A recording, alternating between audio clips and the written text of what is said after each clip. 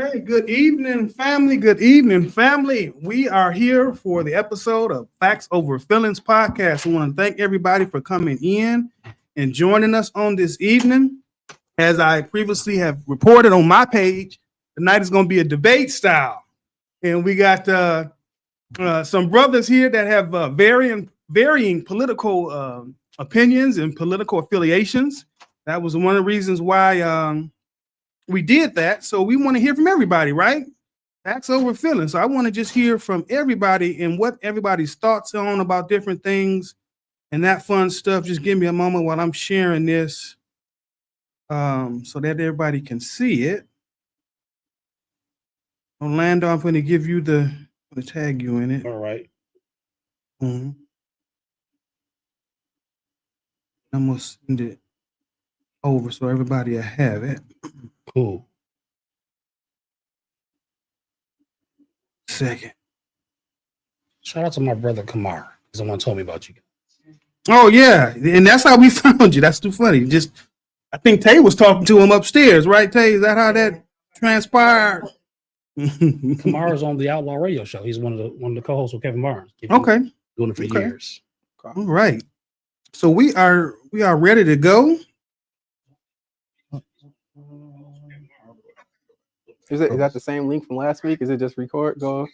Yeah, it's on the loop. Yeah, it's on. Okay. Got it shared. Everybody has see it. So I have, like I told the guest here, got 10 questions. We're gonna go into each person to have a chance to answer the question and then respond. And what we'll do is kind of debate the questions and the responses and the rebuttals and whatnot. Hopefully we can get through all 10. If not, hey, Mr. Orlando said he can join us next week too. So, it'll be part 2, but we're going to try to get through as much as all of them. So I just want to quickly introduce everybody. We got Mr. Travis Chambers here. Well, I'm going to give him another little shout out, give him his flowers, man. This man is an awesome DJ. He DJ'd MATC's commencement ceremony over the weekend. Man, had it turned up in Five Forum, man. Had it turned up for real. I know he had that in him. I was like, oh, man, look at him. Okay.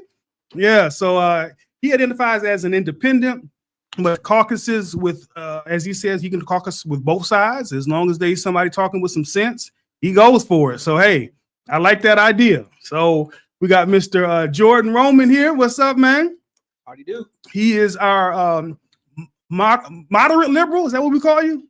Moderate. I was gonna take the independent moniker, but moderate Democrat. Yes, is where we're going. Yeah, moderate Democrat. Okay, cool beans.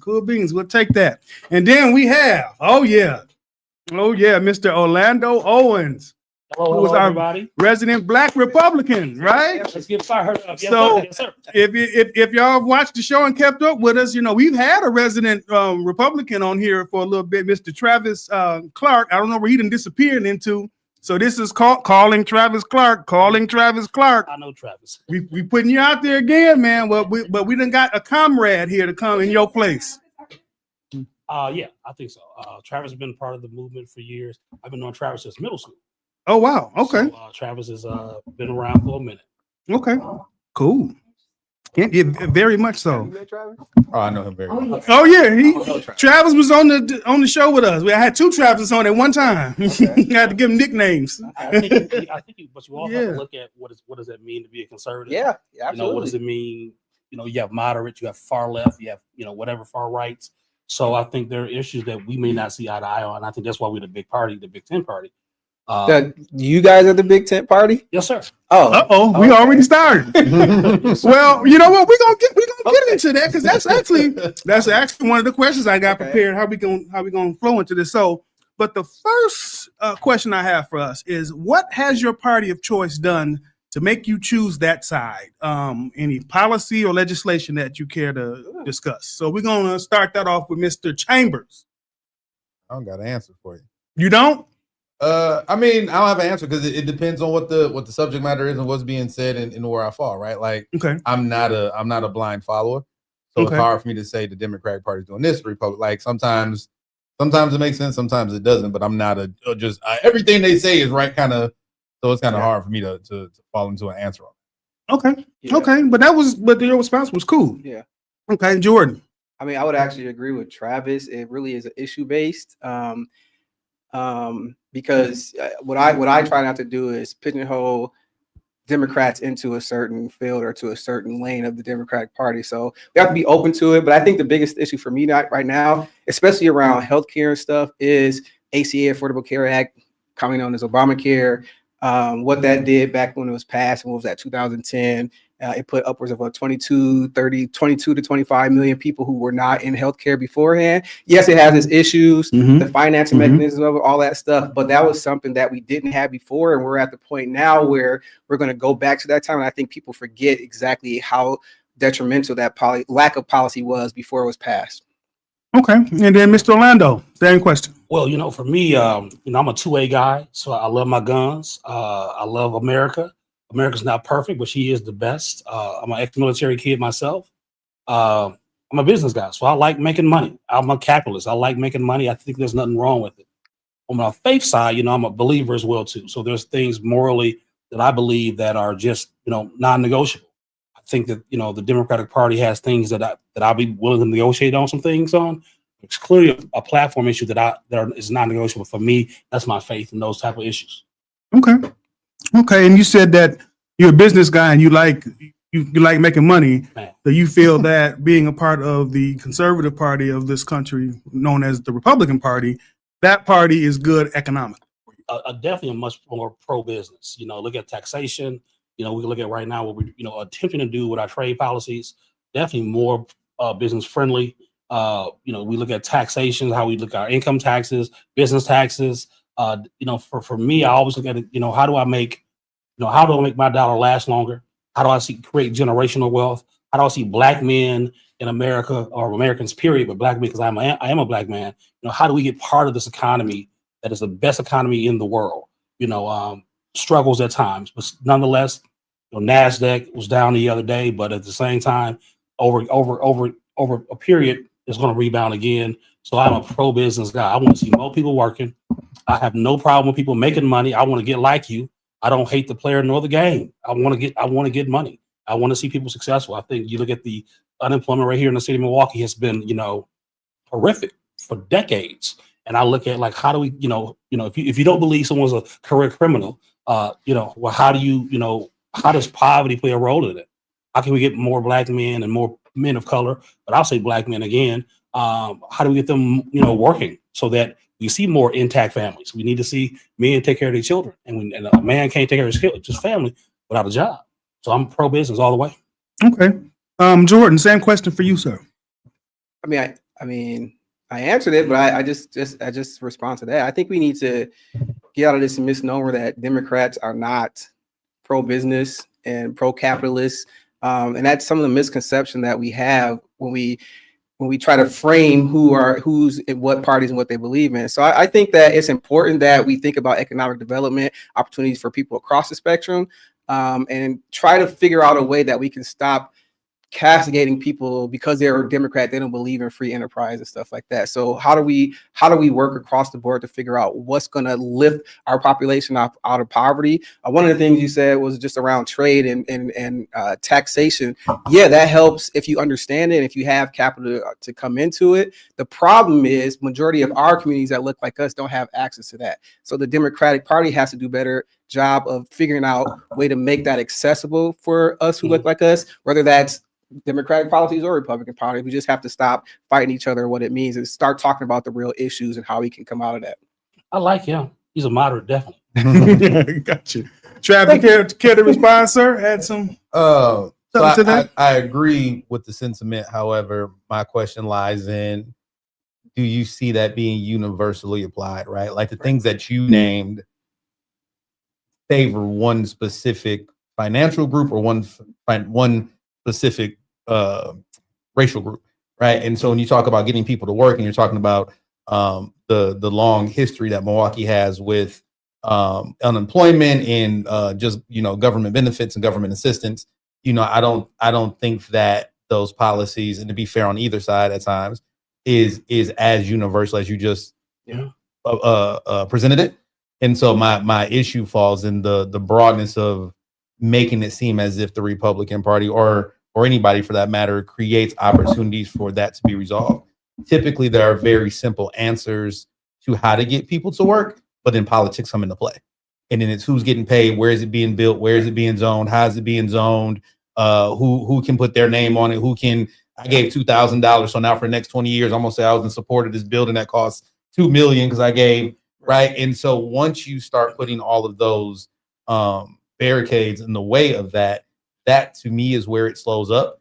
And I don't think any particular party does a good job at removing barriers. They put them there to self-serve. I would say my rebuttal would be this. I think that the old saying, a rising tide lifts all ships. Mhm. You know, I believe that you must have a strong economy for everybody. Bring in more manufacturing jobs back to the city. You know, like that's a huge area. Bring the trades back. Huge area. I was at Tech a few weeks ago, and just the underutilized equipment. Phenomenal building, great facility. But 80% of the kids, or maybe even 90% of the kids, are not there for the trades. Yeah. So it's like how we have this disconnect with this great opportunity. Wisconsin is a manufacturing agriculture state. Those are our two industries in the state. And how we not tap Well, into it used to be. it still is. I mean, what you may bring up the AI and I was about to say, I would say you we're know, shifting towards Yeah. more of that. we that could look area, at, you but- could bring that in, but historically, manufacturing Yeah. and agriculture has been our two biggest industry in the state. And how are we so disconnected from that? You know, today, A.O. Smith left, and all those jobs with NAFTA, all that. You can go back over history, but again, we still have great companies here, right outside the city of Milwaukee, right outside of the county. How do we get more people together to lift more families out? So I agree that there has been there's been a problem trying to connect those dots. But I would also say clearly this city is ran typically by one side, and they have every ability to create whatever mechanism they can to change it. I'm not saying these changes are going to happen overnight. We can look at our educational system. I just mentioned Tech. Like we have a huge issue with education, incarceration. We have a lot of issues going on. But I will still say our side, Republican side, has a better idea to create opportunities. Opportunity zones were part of the last administration's, platform, bringing more investment, private investment to the city to get more opportunities. Like I would hope more manufacturing back to the city. Yeah. So I just think we're more open to be creative, I would say. Yeah, I would I would be remiss to say, as you look at trade, you mentioned NAFTA. NAFTA was the mechanism for these manufacturing jobs to be lifted out of urban cities across the country. Mhm. So there is a disconnect between what you're saying is from a policy level, what contributes to opportunities versus what's actually happening on the ground. So, and most people, the three of us probably know what NAFTA is, but how many people in the community know what that is and what that policy did for manufacturing base across And the I'm not country? a fan of that Right. because I want to see American jobs. I want to see being onshored again here. Yeah, so I just think that we need to really start talking about on a policy level what the Republican and Democratic Party, but specifically the Republican Party, when we talk about opportunity and opportunity zone and what that means, that's still, to your point, only giving access to a certain amount of people, which is supposed to do this trickle down type of economy. And I think the history has proven that the trickle down economy for the world that we live in now does not work. So when I look at trickle down, I'm not necessarily saying the investors or the business owners, although we can have business owners and entrepreneurs. We're sitting right here in the Phoenix, a ton of entrepreneurs, right? I'm still looking at the entry level, mid level jobs that are starting at $18, $19, $20 an hour to build and get started on your path to success. I'm not saying that just the investors are the ones who benefit from the tax codes, but let's be clear, tax codes are made for business people. That's something that we don't know. You don't get benefits as far as how taxes roll primarily because as an individual, your business does. That's how this country is really built on. So FYI, get a business, LLC, get it started. Yeah, I no qualms with that. Absolutely. So my question to that is in you identifying that there is an issue in tech and that they have a shop class that may not be utilized or underutilized in all of these things. In having, I'm assuming we didn't have this conversation before you started. You're born and raised in Milwaukee. Yes, sir. Wasn't born here, raised here. Raised here. St. Louis, show me. Close enough. There you The go. Midwest is all a little bit of Detroit is a little Milwaukee. Milwaukee's a little St. Louis. It all runs up. I got you. But Right. So having been raised, you've seen, the rise and the fall of the manufacturing space, the MPS space, the public schooling space. Is what would you say on your side of the spectrum is different in your approach to what you see being beneficial to the problems we're talking about? I'm going to just continue to say that we are still more pro-business to bring in more manufacturing, more tax credits, tax breaks, more collaboration, to be more creative, to say every job doesn't have to be a government job.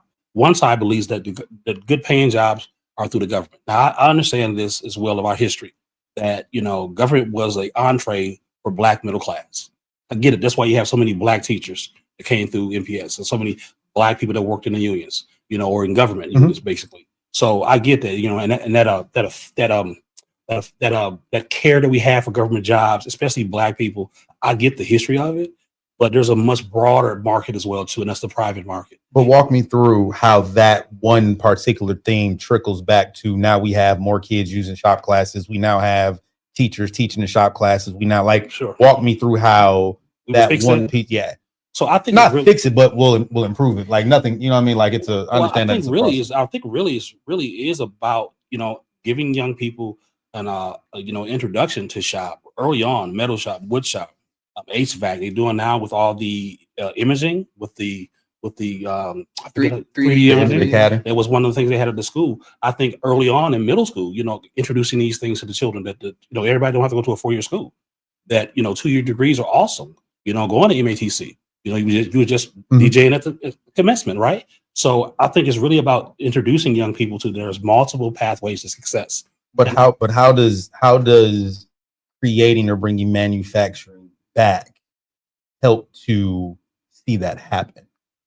Are you saying that the tax dollars are going to give us more? Like I'm trying to understand. So we need to have a much more robust conversation to get companies back to the city of Milwaukee. How do we do that? How do we change the tax climate here? How do we deal with some of the let's say imagery to get companies back here? To say that this really great workforce is right here, and all they need is an opportunity. So then okay. So then you would agree then that we need to provide those opportunities and we need to basically privatize those mechanisms, right?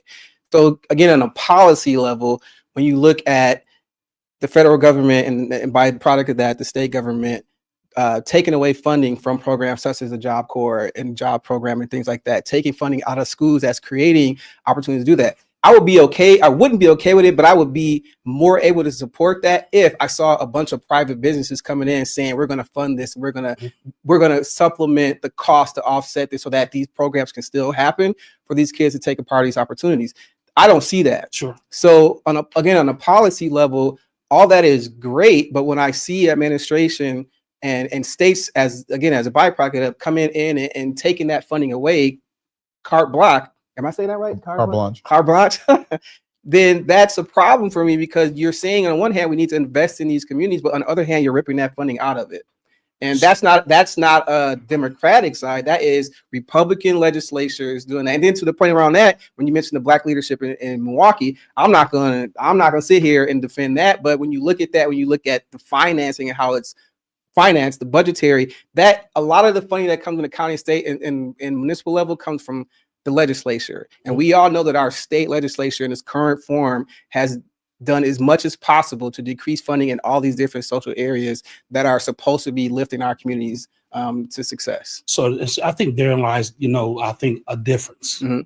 When I say investment, I'm not looking at government investment. We want private investment. And that's what the whole idea of the opportunity zones were. Not putting more government money, more taxpayers' money into another program that has not been successful. So Job Corps has not been a successful program. So I would say Job Corps have expanded what they've done, and as a result of that, their budget has went increasingly higher. Enrollments are where about is because kids are choosing to stay in traditional schools or go to 4-year schools or go down to MATC. Education is a competitive industry. Let's just be clear about it. So I think if Job Corps returns to its original mission, not all the other things, their budget will be much more in line with what the federal government is I guess, allotting for them to have. But so you look at even with MPS, again, I just talked about Tech High School. Yeah. Like when you go to those shop areas, that equipment is donated by the private sector. Milwaukee Tool, everything you can see is in there, and these things they have a whole room full of Milwaukee Greer and all this type of stuff. that have been donated. Wasn't by another government, the government money coming in. Social, I think we overemphasize the need for social services versus just a good old job. The best social program is a job. Yeah, That's like the best thing you can have, right? Is get a good job. That'll keep you out of trouble a lot. Yeah. They keep you focused a lot. They put money in your pocket. So to say that we're cutting this and cutting that, you look at the budget that has exploded. MPS has what, the biggest budget in the state, or one of the biggest in the state. Besides the UW, maybe UW. So you look at it and say, where's the money going? yeah. And then they say we want more. We just had a referendum. Why do they want more though? That's the question. Well, that's a good question. That's a legit question. But what you doing? What you got already? So my question would be this: before you ask for more, what you doing? What you got? Right, no, absolutely, man. The accountability and transparency with MPS. I'm a product of MPS. Love I am MPS. too. Great, very great schools, but administration again for MPS and leadership over the course of the years when they had great leaders like Dr. Driver and other people who came in and were trying to make those systemic changes, and they didn't get the support from the community and from the business and all this different thing. But I want to just keep going back to you're saying that we want to provide these opportunities for these jobs, and in the interim, you're taking that that opportunity out of completely the community. So what is that opportunity? What you saying? So I would argue, and others would argue, that Job Corps. I have family who went through the Job Corps program and were very successful. So I think the statistics say that Job Corps for our community is very successful and very positive mechanism for our community to overcome the odds, right? And if you would say, hey, we're going to limit some of the resources so that we can decrease the budget and find different ways to do that, that's fine. But what you can't do is rip the whole program out of the community. Sure. Now you have people who are suffering, and you're saying you want us to succeed. Well, you just took a generation of students who were the next plumbers and the next HVAC people. You took them out of the system completely, and now what? So one of the things that makes us different is that conservatives don't believe in duplication of services. Everything Job Corps offers, MATC offers. So again, when we look at the duplication of federal funding for the 1,001 job programs we have, let's invest in the ones that actually work. I would question that MATC may have a better grasp up than Job Corps, and that's debatable, right? So question. I'm sorry, man. I Fine, just want to make sure I have an understanding, and I could be wrong in this. Wasn't it that the entry to Job Corps was significantly less of an expense than MATC's 2-year program? Is that not accurate? No, because I think Job Corps' budget has blown out, tremendously. They have several campuses. We have 2 in our state, right? The one off Good Hope Road, I think is Black Hawk up north. And so that was one of the problems that's, certain states have multiple Job Corps. Is that necessary? Just like the UW. How many UWs do you have to have? How many business majors you got to have, that offer at all these campuses? So again, when you look at the redundancies of funding and programming, that's where the problem begins. Let's find one that is actually working, that is hitting their benchmarks, and let's fund that to the hilt versus the ones that I got an idea. Let's expand and do, let's offer this. Job Corps is a great program on its face. I think it's a great program on its face, but I need to see what they offer different than MATC. Housing, is that the thing that makes them different? I believe That's a part of it. it's part of it. Okay, Right. so let's address housing, right? What's the average age of the campus students? Are they 18? If housing is an issue, let's address housing and not commingle housing and education. Let's separate them. You can't separate housing and education because you can't afford a home without an education in order to get a job. So when it comes to Job Corps, again, it all goes down to, are we training our communities for the economy that we want them to be in? And I hear what you're saying around, let's invest in those programs that have it, but that doesn't mean eliminate all the other programs, right? Well, you have to, you can't fund everything. So you see, You can't. So it's easy when it's not your money. Say, oh yeah, let's just do that. Let's just do that. That sounds good. But when you start to look at FICA and WISCO, you say, why is that getting higher and higher every year? And then I said, you know what? What is my return on investment? What am I actually getting? Is the graduation rates getting better? Are the jobs at Job Corps jobs that these kids could have got without going to Job Corps? I would argue So no. my The argument at internships? this point in this generation would be no. Yeah, I would So say the no. apprenticeship programs we have at Big Step, we have apprenticeship program through the state of Wisconsin, that all those jobs at Job Corps traditionally are going to be trade jobs where you got to go through the union in the first place. The manufacturing jobs are on the job training. I would just question that. How many kids are actually in Job Corps in their majors? Again, I'm not against Job Corps. I think it's good. I think they need to figure out a way to kind of streamline. And I think that's the big pushback because they have had, and sometimes in nonprofits, they have a term called mission creep. Mhm. When you go away from your traditional, your ideal mission, you start doing other things because that's where the money is. Let's do this because money's out here, and let's do. And before you know it, you have this humongous program, and you worrying about funding the whole program because you've now shifted from your original mission. I think that's part of the expansion, and I think that's part of the concern. I think there'll be others who actually would advocate for Job Corps if they can get back to the original intent. So right now in that particular space, that's just the lane that we're talking about right now specifically, who do you see as being the quintessential, like this is who we should either mimic to get this done, or this is the one that's operating at the height of what we think it should be? You know, I don't know enough about the ins and outs of what the Job Corps is actually working. I know the forestry program seems to be the one they kept. So I'm saying like so you got MATC, you got Job Corps, you have like, so in terms of programming, Who does the best like, job? like who does the best job You know, based on we're looking at who's giving the best output. I would have to look at those numbers, and I won't be facetious enough to think I know the numbers of where is MATC's and where is Job Corps' graduation rates are. Where not only graduation rates, but where their placement rates upon graduation. Who's getting jobs post graduation, right? Because it's one thing to get a degree or graduate, but can't find no job. Correct. Because I want to see a pipeline from college to jobs instead of just like, to college and to where. I got a degree, but I don't use it. I can't use it, or I paid all this money. And let's be clear, the cost of education, especially college education, it's through the roof. Mhm. So again, I'm a fan of the trades of MATC. I'm a big up MATC, but I also want to look at the entire, again, the product. Who's producing the most? And education itself is not an easy fix. I get that. A lot of it is on the onus of the students. Let's be clear about that. I think there's a lot of issues there. We pump kids to four-year school way too much. So as in four-year university to college? I would For agree with university, we pump them way too I much. disagree with that, but I mean, yeah, I think the trades are a viable need. Yeah. That are that we can go down, and we need to introduce these young people to the options again, like the military and the police force, fire department again. I think kids are pushed to campuses that they don't have the grades for, and they're going to end up dropping out, flunking out because they never would. You never should have been in Madison. Maybe you should have went to UW Stout. I don't know.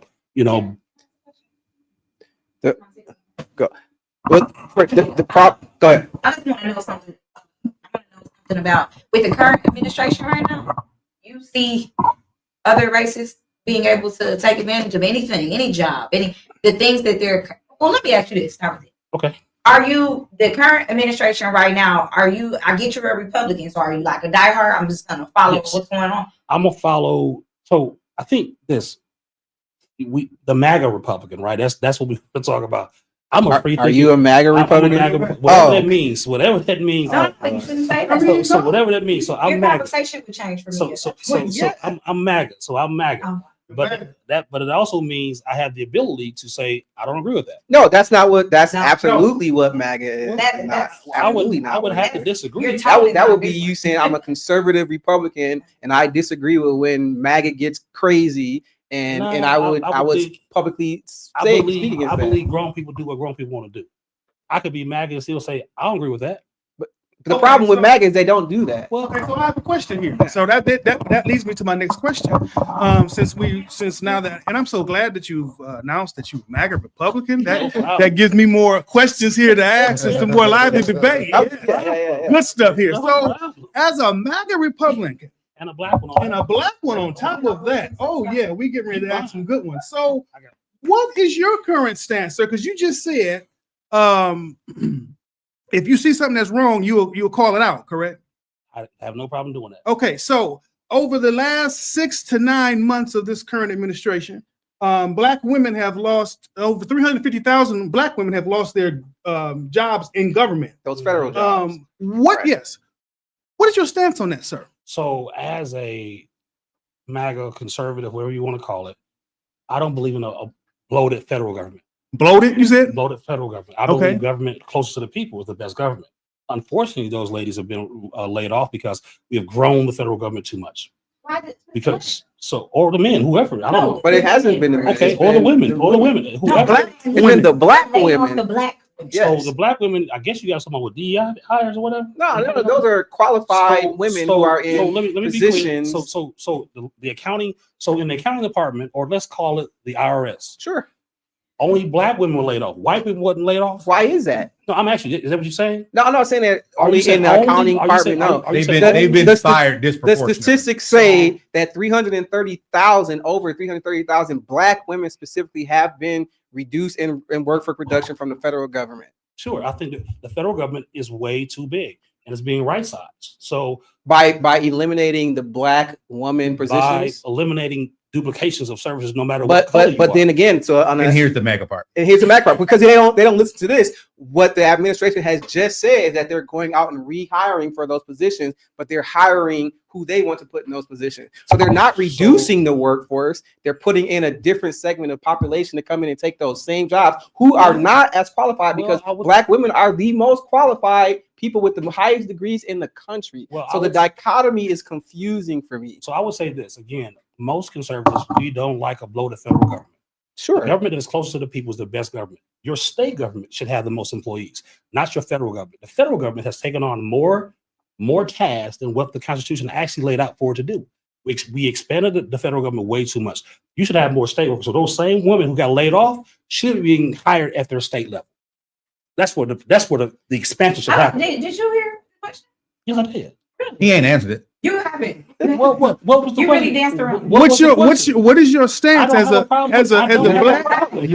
As a black man. My It's a problem good is decision. that the The size federal of the government is right. too big. So- Our question is, As a which has black man. nothing to do. We Why don't is that disagree women? that redundancies are the problem. Sure. Okay. Our specific question is why is it disproportionately black women I couldn't tell you why who are being let go? And why are you and are you okay with that? Seeing those numbers that I'm okay with the fact that if we didn't lay folk off, that's what has to happen. I don't care what color you are or what sex you are. But If you say it happened. okay, How did you think? I don't. Hey, No, I pray for him. He's not I pray upset for by him. it because it was. I pray for him. Contradicting to your You pray- conversation initially What? in regards to people going outside and getting a job and getting a track. So Because they're outside not of government, so No. we talked about jobs, right? So I think that's fundamental. That's where we think differently. okay. Some, I guess, maybe in this room believe federal jobs and government jobs are really, that's where it is. That's not where it is. Where it is going into the private industry. But why not? Except for the So- private industry so- is hemorrhaging 100,000 jobs. So why not is because government was never, again, your local government should be the biggest government, not the federal government. The federal government in the Constitution was laid out with some very specific, tasks, right? So like let's say here in this state you have the DNR, right? You also have the Department of Natural Resources. We're duplicating on the federal level, the DNR, and then on the federal level you have the EPA, doing the same job basically. The same job, basically. And so you say, well, 300 women, 300,000, whatever number you said, disproportionately of black women got laid off. I don't care what color you are or what sex you are. If the federal government needs to shrink, then again, I don't know who got hired first, seniority, how that worked, whatever the case may be. But I would question who else got laid off.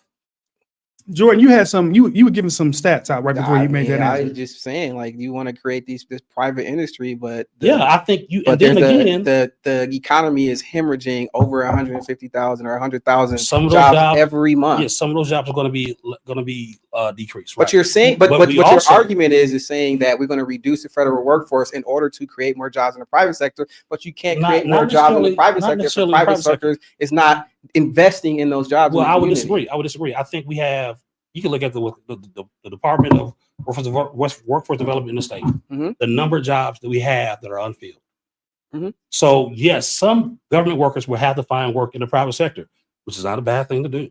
Some of those federal workers will find state level jobs because again, the biggest government should be the government that is close to the people. So I would think that when you start to look at eliminate department on the federal level, you expand those departments on the state level to But that's handle not the work. that's not what's happening. Well, again, you we'll see. decrease the funding on the We'll federal see. level, which decreases the funding on the state So level. you look at like we're looking at eliminating the Department of Education. Right. That was Which then you was create. look- Looking scare. at what do you mean looking at? that's the big It's scare done. project, I'm like, right. I'm like that bad boy's been gutted, Gone, walked back, gutted, and So- walked back again. So the idea is for the money to never leave the state. Let the money of the people stay in the state. Don't send it to the Where does that federal money government. come from? The states. That's where the states come from. No, where does the education money from the state come from? Because if you understand funding for education, about 40% of it comes from the federal government. The next 30% comes from there. First But of you're all, eliminating you send it- majority of let's it. not send the money to the federal government. Keep the money in the state.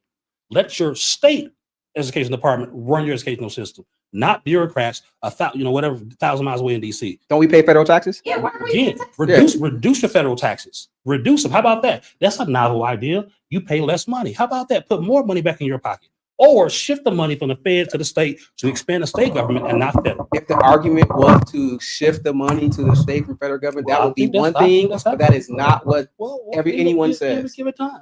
give it time. Y'all been in What about the ballroom? What about that? Him building that? Because if we're talking about saving money, he's big on the savings. So His the ballroom- argument, he's going to say it was privately There funded, you so that's go. not going to be. The a argument. donors are doing that, so that's not. He wouldn't got multi-million dollar people to That's pay the for the problem ball. right now with the Joe Biden library. He can't find no money because he don't have no donors. They downsizing his projects because Donald Trump was able to find private money for the project he wants. But now you're watching bribery in real time on national television. I'm just saying. Because I think that's a Because problem. what? So when you have a national monument as such as the White House, and you're having private donors now put in for these kind of works, it's pay for play. Exactly. Oh, people, That's pay for play all day, sir. That's pay for play all day. So what do you call a federal contract then? You get to private contractors, right?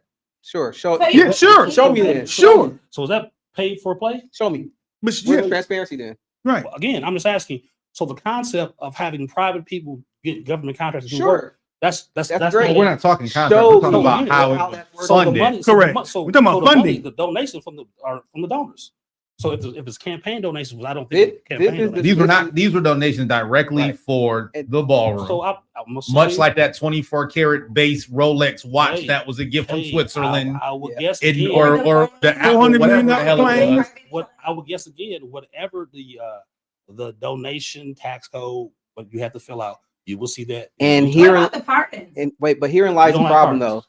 Herein lies the problem. Pardons. you don't like pardons. Hold on. Wait, so Hold herein on. lies the problem We're with gonna that. get there. Herein lies the I'm like, we're problem gonna with get there. all of that. It sounds good in the fairy tale Fairy land. tale that. It sounds good and that, but if you are astute and you know what's going on and you actually follow and look around what's in the law and what you can and can't do around financing and those things, you'll say that's borderline illegal, if not at very much illegal. And again, where is the transparency? You can't show me what laws are being followed because they're not showing us. You can't tell me who's sending this money and what interest they have behind whatever it is. All I see is multi-million billionaires get out of jail getting pardoned, to your point, because they've donated to these different initiatives. Yeah, that's the ugly part. And I have another question in That's not regards to that government, too. that's corruption. That's politics, right? Ah. So again, for any donation that was for the Great Ballroom or whatever it's called, you will see those taxes, or it may be even the entity that you don't even have to identify your donors. I don't know what type of 527 or if it's a 501c4 or CPAC4. I don't know. Whatever it may be, whatever laws that have to be followed for transparency on the donors, just be patient. You'll get there. Go to the Okay. ballroom. So I have a question Okay. in regards to because we talked about pardons, right? We said pardons and in the criminal justice system and all this fun stuff, right? Okay. From the and party of law, right? right. Right. Okay. And you said, Mr. Orlando, you said that before. You said you love America. You I know, it's do. a country. You reference the Constitution, and you know, conservatives have always saying they're the party of law and order. Let me ask you this: January 6th, 2021. What's your take on that? When you had a bunch of white individuals pissed to hell because their Orange King did not win that election, and they decided to do what they did. We ain't gonna go back into what they did because we all know the world's seen it. What is your stance on that? well, And all of them got pardons too. Yeah. first and foremost, I think it's a done deal. But let's go to it. I think you have several people who crossed the line, went too far. On the MAGA party, Excuse me, on the MAGA party.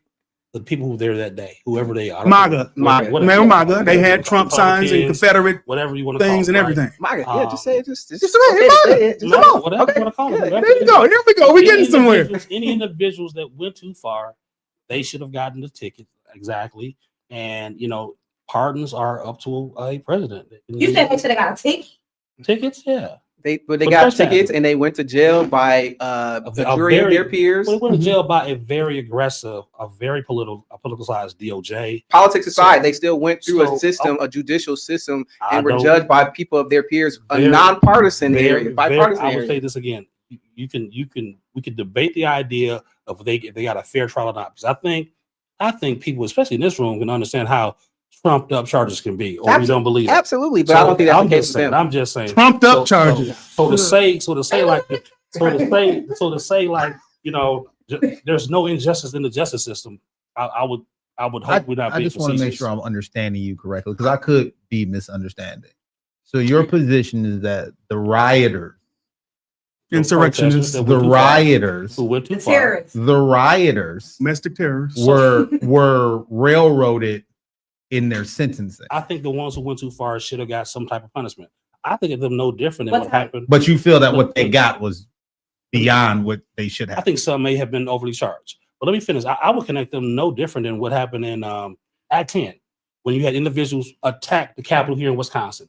Nobody got tickets. Nobody was arrested. They tore up the Capitol. They did not know. I don't recall that at all, They sir. did not. I'm sorry. I don't know. To the same degree as This is facts over feelings, man, and that's not a fact. They interrupted the day. You can look up whatever you want to look up. They Hey, disrupted the flow of the day. They shut down the That's whole what building. protest is. That's what protest is. That's not I guess- destruction. That's not I destruction. guess you guys forget when Tim Carpenter, the gay senator himself, got whooped by a protester. What's that have to do with anything? Again, I don't recall that. During that time, he was assaulted. during Act 10, you said during that protest? He was assaulted. So how in the world that's okay? I don't not recall that. Okay, well, we didn't recall it. The We point didn't is, recall on it. the scale We didn't for recall it. whatever I'm just saying, happened, if we're gonna call it a spade, call it a spade. it's not a. That's Don't not don't. a spade. Let's not like. Man, you calling the Joker a spade, though, Okay, man. we That's calling two apples different and things. oranges. Call We it- doing- we're gonna call it's not- spades, it's let's call balls and strike. Me breaking windows and assaulting guards and climbing over walls and me protesting and disrupting somebody's day. is That's not. No, they broke windows out. They did the whole thing in Madison doing accident. Again, the problem is this is recreated history of what we saw with our own eyes. And I saw my own eyes. I was there, so I saw the protest get out of hand. You were in Washington, D.C.? No. Oh, Madison. Oh, in Madison. I Oh, was there. I saw it. So again, if we're going to be so let's call it so patriotic, be patriotic. Doing Act 10. But I digress. Sure. I digress. Anybody who was violent and And none who of did that that should happened. None of have that been held accountable. None of that. So happened. And that's easy for me to say. That the problem is, it's not easy for a MAGA Republican to say. Say If what? you cross the line. if you cross the line, you need to be held Yeah, accountable, and and I that just said accountability needs to be held. I And you just shouldn't said be it. pardoned for I it just said 4 years later. I just said. So, question: what do you think is the difference between those that would have been prosecuted in D.C. versus Madison? Why do you think that? Why was the difference? What was the difference? Well, he says clearly political. you have a Democratic state here and a Democratic state patrol in Madison. So When clearly was no Act 10? charges. See, here goes facts No again. charges. When was Act 10? When did that pass? When was that riot? Skywalker was governor. Skywalker. So that means that the state was not a Democratic state at the time. It was a Actually- red state because Walker won. Actually, you still had all the judicial systems. They were all It Democratic. still was he still was the Okay, governor, which means that it was a red state because he and- won. And all the chairs, everybody in Madison was still the people who we want to prosecute, right? They were still left leaning. Okay, no charges were being but you're saying that it was a blue state at the time, Well, right? I'm just- it was blue policed. blue I'm just saying. police. So and by the court systems, no judge did anything. All the DAs threw the cases out. So nobody, if anybody got arrested. So again, no charges were being had. People said peacefully protest, but they broke out windows, shut down government, interrupted government functions. So Protest. that's not protest. Yeah. That's so let me ask you this, Mr. Owens. So, as a black conservative, do you feel that if, let's say, 40,000 black men did the same thing, do you think they would have gotten a pardon from this administration? They would have got shot. you mean that from January 6th? Yes. Oh yeah. You think Trump would have? You think this is the same? Trump would have this pardoned is the same- 40,000 black men for This- storming the Capitol like this they is did the on same- January this- 6th? This is the same, president that passed the First Step Act. Right? That's false. He didn't pass it. He did, but let's go back to what your reasoning. He, No, How he was signed that? it. How he did? He signed it. He Sure. didn't have Right. to be- He signed it, doing but then wouldn't He had you- everything to Using your move it. argument, wouldn't you say that because that was a blue or Democratic legislation that went through and he just signed it, then that Yeah. was again, you give kudos to the one who signed it, my friend. Oh, but, so, but again, Fine, that's so you the Now, see. How that's would it. we- Either would- or. Whoever's in office, man, you get that gets the credit. so you can't- when the governor is Republican, but the police are Democratic, It can't be it's either a problem. Yeah. I just But when problem. the legislation is drafted by Democrats but signed by Republicans, well, then again, to the help victor me. go the spoils, my Then friend. Victor goes to So, spoil. again, you get who signed the civil rights bill? The Republicans. No, who put it into law? Who passed it and signed it? Is that Lyndon B. Johnson? Yeah, that was So Democrat. To this day, Democrats will say Democrats passed the civil rights legislation. They did not. LBJ signed it, Okay, pushed overwhelmingly by sure, Republicans. sure, right? but again, That's not- again, I'm just speaking facts now. history Do and the vote facts. count. That's Do the a, vote count. sure. Okay. That's a such Say thing that. as Say that Republicans were the ones. who actually sure. legislated that Republicans through. were the ones that did, And the but then Democrat that goes- governor, Democratic president signed it as law. So Perfect. it happens all the time, my friend. perfect. So, So the but victor go to spoils. the victor goes to spoil. I'm not saying, I'm just saying your argument didn't hold up because you said on one side that it couldn't have been that the Republican was, I mean, the state was Republican because it was Democratic police. Thus, it was the Democrats who didn't arrest the protesting. Well, they had But the- now you're giving credit over here because it's Yeah. Republican signed a Democrat. Like, Oh, no. The question was again why they were not police, why was no charges, right, versus the ones in DC who got actual charges. Right. DC, much as like that's on the opposite of not really different. You have a Republican governor. DC is a very blue city. So again, I mean, kind of the same thing. Wait, They- who's the governor in DC? Not the governor, but I mean the president. Same thing. When Scott Walker was governor, he had a blue city. Trump's the president. He's a Republican, but a blue city. So it's kind of the same thing. Those charges were definitely said, you know what? For all you cross the line, we're gonna give you the book. And some people, I believe got overly charged. But again, Trump pardoned him. If I would say again, in Madison, nobody even got charged. in on subject but off subject, you believe that the pardons were validated. I think anybody who got anybody has a right to petition the president for a pardon. Anybody can petition. I agree. My question was, do you feel that the pardons? That's were not. valid? I'm not the pardoning person. I didn't see the cases, so I'm not saying who should have gotten one. But you do have an opinion, though. Again, if I'm a president, and that's part of my powers. If I want to deem somebody to be, give them a pardon or commute their sentence, I have that ability to do so. But we're asking you, right? So you're saying So- that you feel that they may have been overly Somewhat. sentenced, Yes, some were. and so when he pardoned them, you I felt was that fine with was I was fine with that. Okay. I was fine with that. So I would hope that we support the pardon system, right? I am in the right room, right? Can't Yeah, I, you I are, support but- it when it's done unjust. Yeah. I can't support it when it's unjust. Correct. And when you have a number of those individuals going back to prison within 1 or 2 years for other violations, Yeah. Well, again, I would say this: those individuals look at the support system they got when they came out. How did the states do when they came out with their probation? Did they keep them engaged? Did we get them help them with job training? What happened when they got upon release? Well, again, there's no funding for job training in these programs to do that. So What do you mean? What you mean they were adults? You just said that people need to. No. We were talking about us. those You people feel were we need to go out, we need to work, we need to do this, and we are adults, and we need. So again, I'm not. See, I think this is where the painting of the lane of all these preassumptions about people. If the system failed as far as we did not have proper job training for these young men, didn't give them or train them for transferable skills, then the system did break down because we have millions of dollars for all the reentry services, all the therapy, all the treatment, and we still cannot help rehabilitate young men and women come out of prison. what does that have to do For with adults that- So, that so, take this the- argument? I'm saying On their that own I'm just volition. in general. your argument is that I they feel- didn't have the. No, proper- I feel like we're conflating a lot of different what we're talking issues about now, Is, like what we're talking that's- about is the First Step Act, as he was talking about how many more offended upon Mhm. getting out early. So that's what he. so was talking he's trying to equate the earlier conversation to a degree that the reason that they got pardoned, and correct me if I'm wrong, some Fair people words enough. in your mouth to a degree, is that if they came out on the pardon when they came out, the same resources that we lack, they lacked.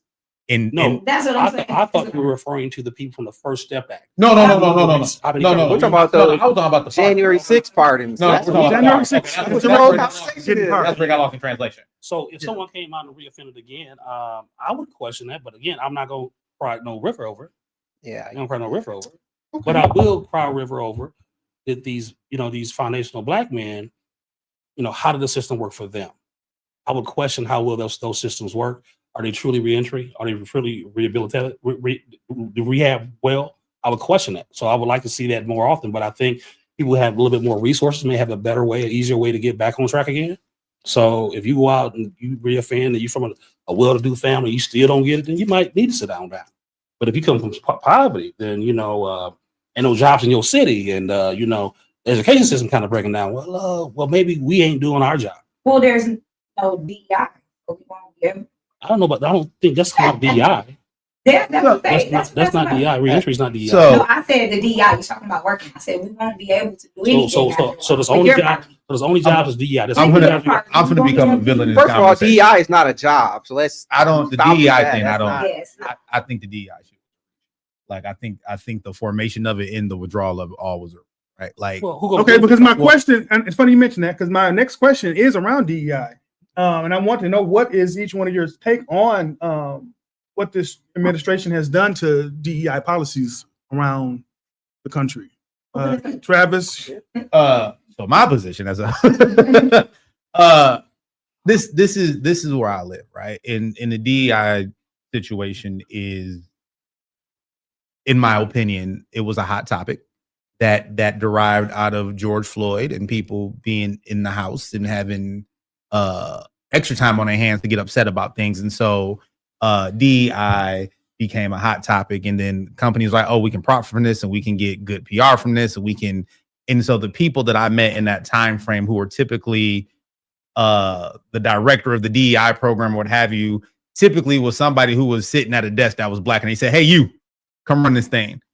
But when you would talk to them, they would have no understanding of what the program was that they were running. They would have no understanding of what they were trying to do. They knew that they were trying to get more black and brown faces into the company, but there was no real pathway. It was just something that was living, right? And so there was a paycheck being cut. And then when somebody came along and said, hey, you no longer have to spend that extra $120,000 a year on this program, people was like, cool, we're going to put that back into the, whatever.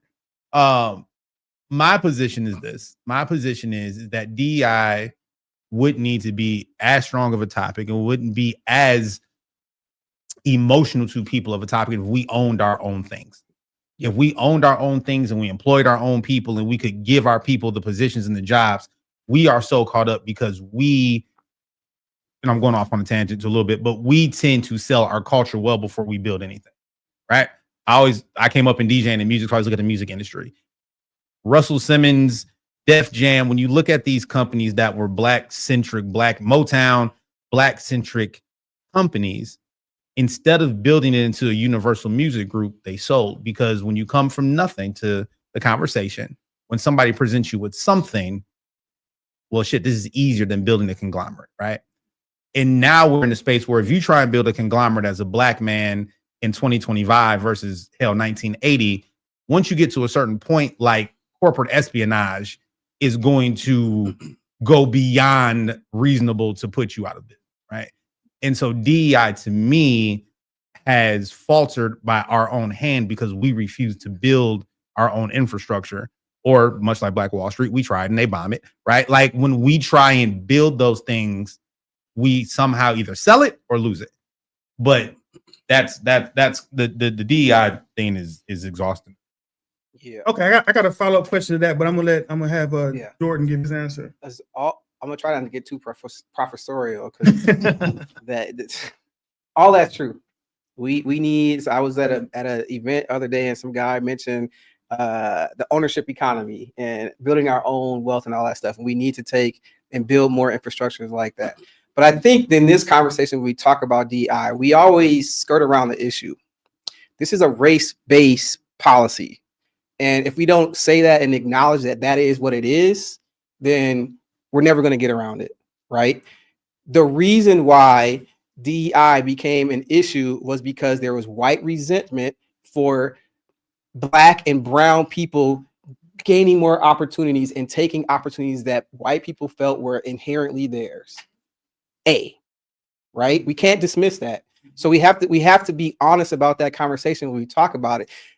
The second piece is, I think that yes, there was some of that, but like that would be remiss of a lot of these well-qualified women and men who are in these jobs. I think of a Nikki Purvis who was running the city's diversity, equity, inclusion, for lack of a better word, office. My brother was the CEO, or not CEO, was the executive director for the Office of Equity and Inclusion. That's a DEI based role. You can't tell me that he's not qualified to do that.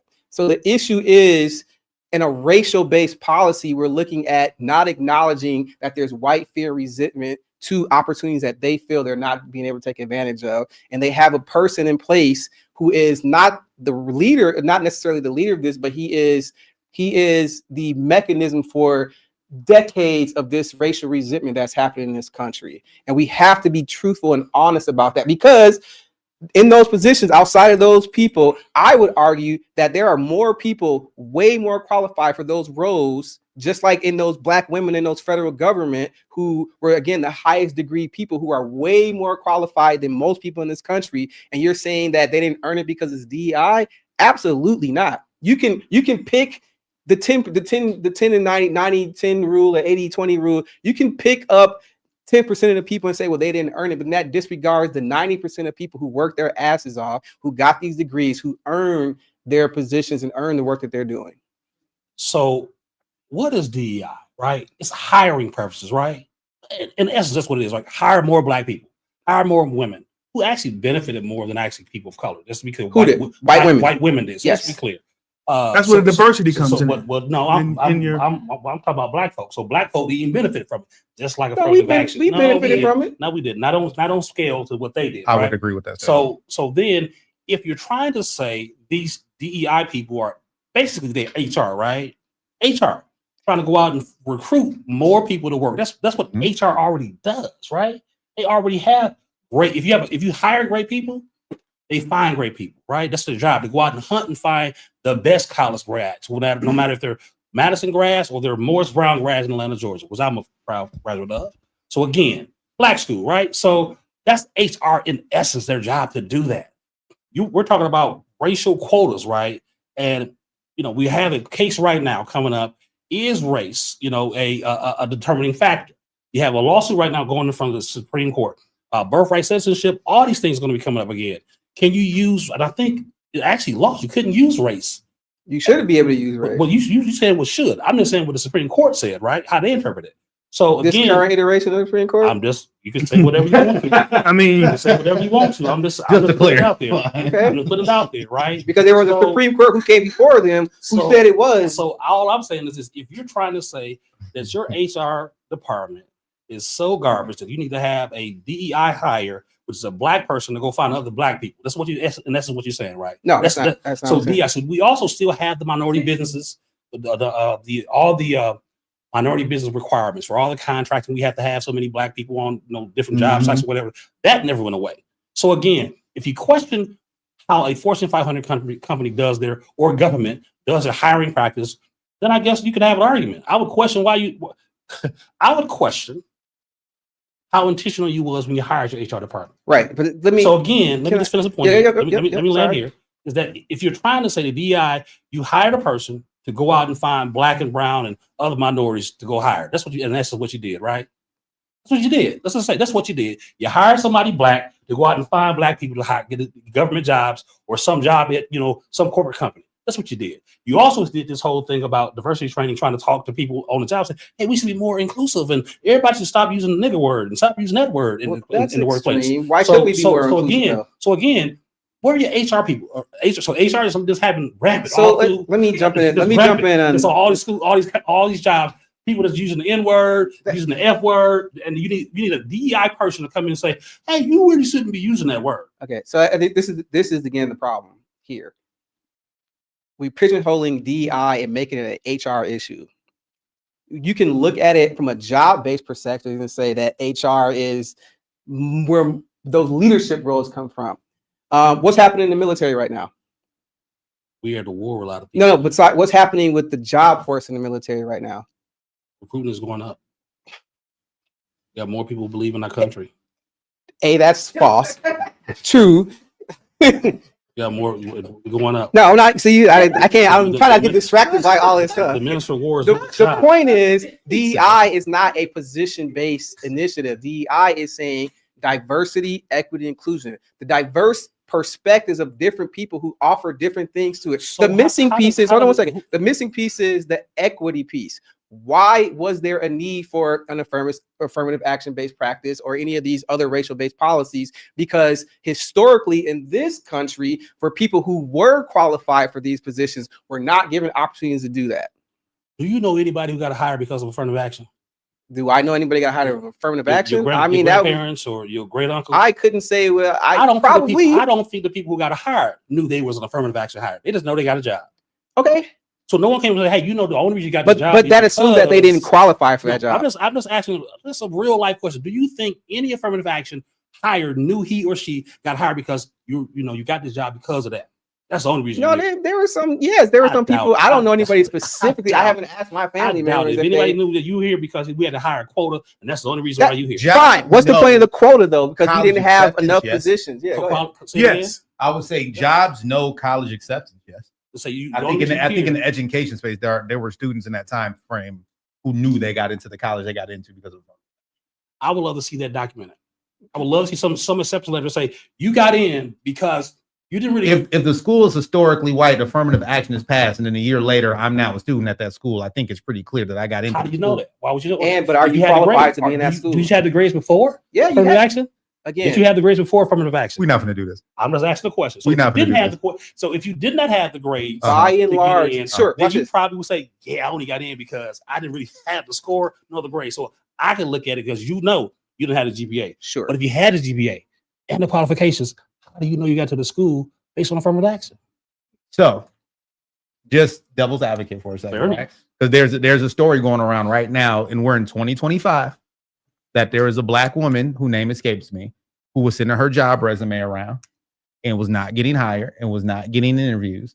And then she put a white name on and a white face on her LinkedIn, and she got 20, 30, 40, 50 responses, right? Sure. So she was qualified. So she had the GPA, Okay. right? Right. But she still wasn't getting the job, or she wasn't getting the at the interview, right? For the admission in the school analogy. So if she were to then get a job at that same company later down the road with the same She's qualifications, sued. which she is, that's She's- what's happening. she's- I think she's doing a documentary So right now. so but- again, if you could actually articulate and say, I didn't get hired because these racists held my application up, you should sue. And I wouldn't want to work for the company in the first place, but you should sue. The problem with that is though that the administration has eliminated those civil rights litigation officers, so Well, you can't can- sue. You can still sue just you going through the DOJ. You don't have So to. Orlando, you against affirmative action as well? So again, I want the best people. Now, affirmative action What does does that not mean? Can you elaborate on the this? best people for the job, no matter what it is. I Like want qualified? best people for the job, qualified people for the job. I don't believe that anyone who's not qualified should get the job. Oh, But I Say that one more time. I'm sorry. I don't believe anybody who's not qualified should get the job. Got it. Okay. But I do believe this, which is true, right? We can't act as if racism doesn't happen. Man is evil. As a spiritual man, I understand this. It's like man sometimes is slothful. He will, sabotage his own self and not push his own self forward. But also you have evil. They're all in the same bucket. Evil people. So let's not. You got ageism, you got racism, you got sexism, you got whatever it is, or whatever it is you want to put in. Liberalism. You put it Liberalism you all wanna make. in the same bucket of sin. So right? so can I ask a So question? again, I'm not sorry. So to say that affirmative action somehow spoke to racism and racism stopped. For your example, clearly it did. I think affirmative action was one of the worst things ever happened to black folks. To black people? I do. Okay, why do you say that? I'll let him go on down. Oh, I Okay. just want to Okay. say, and I'm not gonna because I can't. But You can. no, but I can't. You can. So I'm gonna say I'll give you an argument. Sure. So then, if you are not okay with DEI or an affirmative action, even though they're separate but the same, then you're okay with eliminating legacy admissions into these colleges and universities? So I think that No. You just say you don't like affirmative action and DEI, but legacy admission, which is the same thing, but on the other side for more affluent families who may or may not, probably don't qualify for those same positions. So you're saying that it's okay for me to legacy admit this white rich person or whatever rich person, whatever it is, versus this qualified, probably overqualified black or brown student Sure. because of what? So legacy admissions are not just in schools.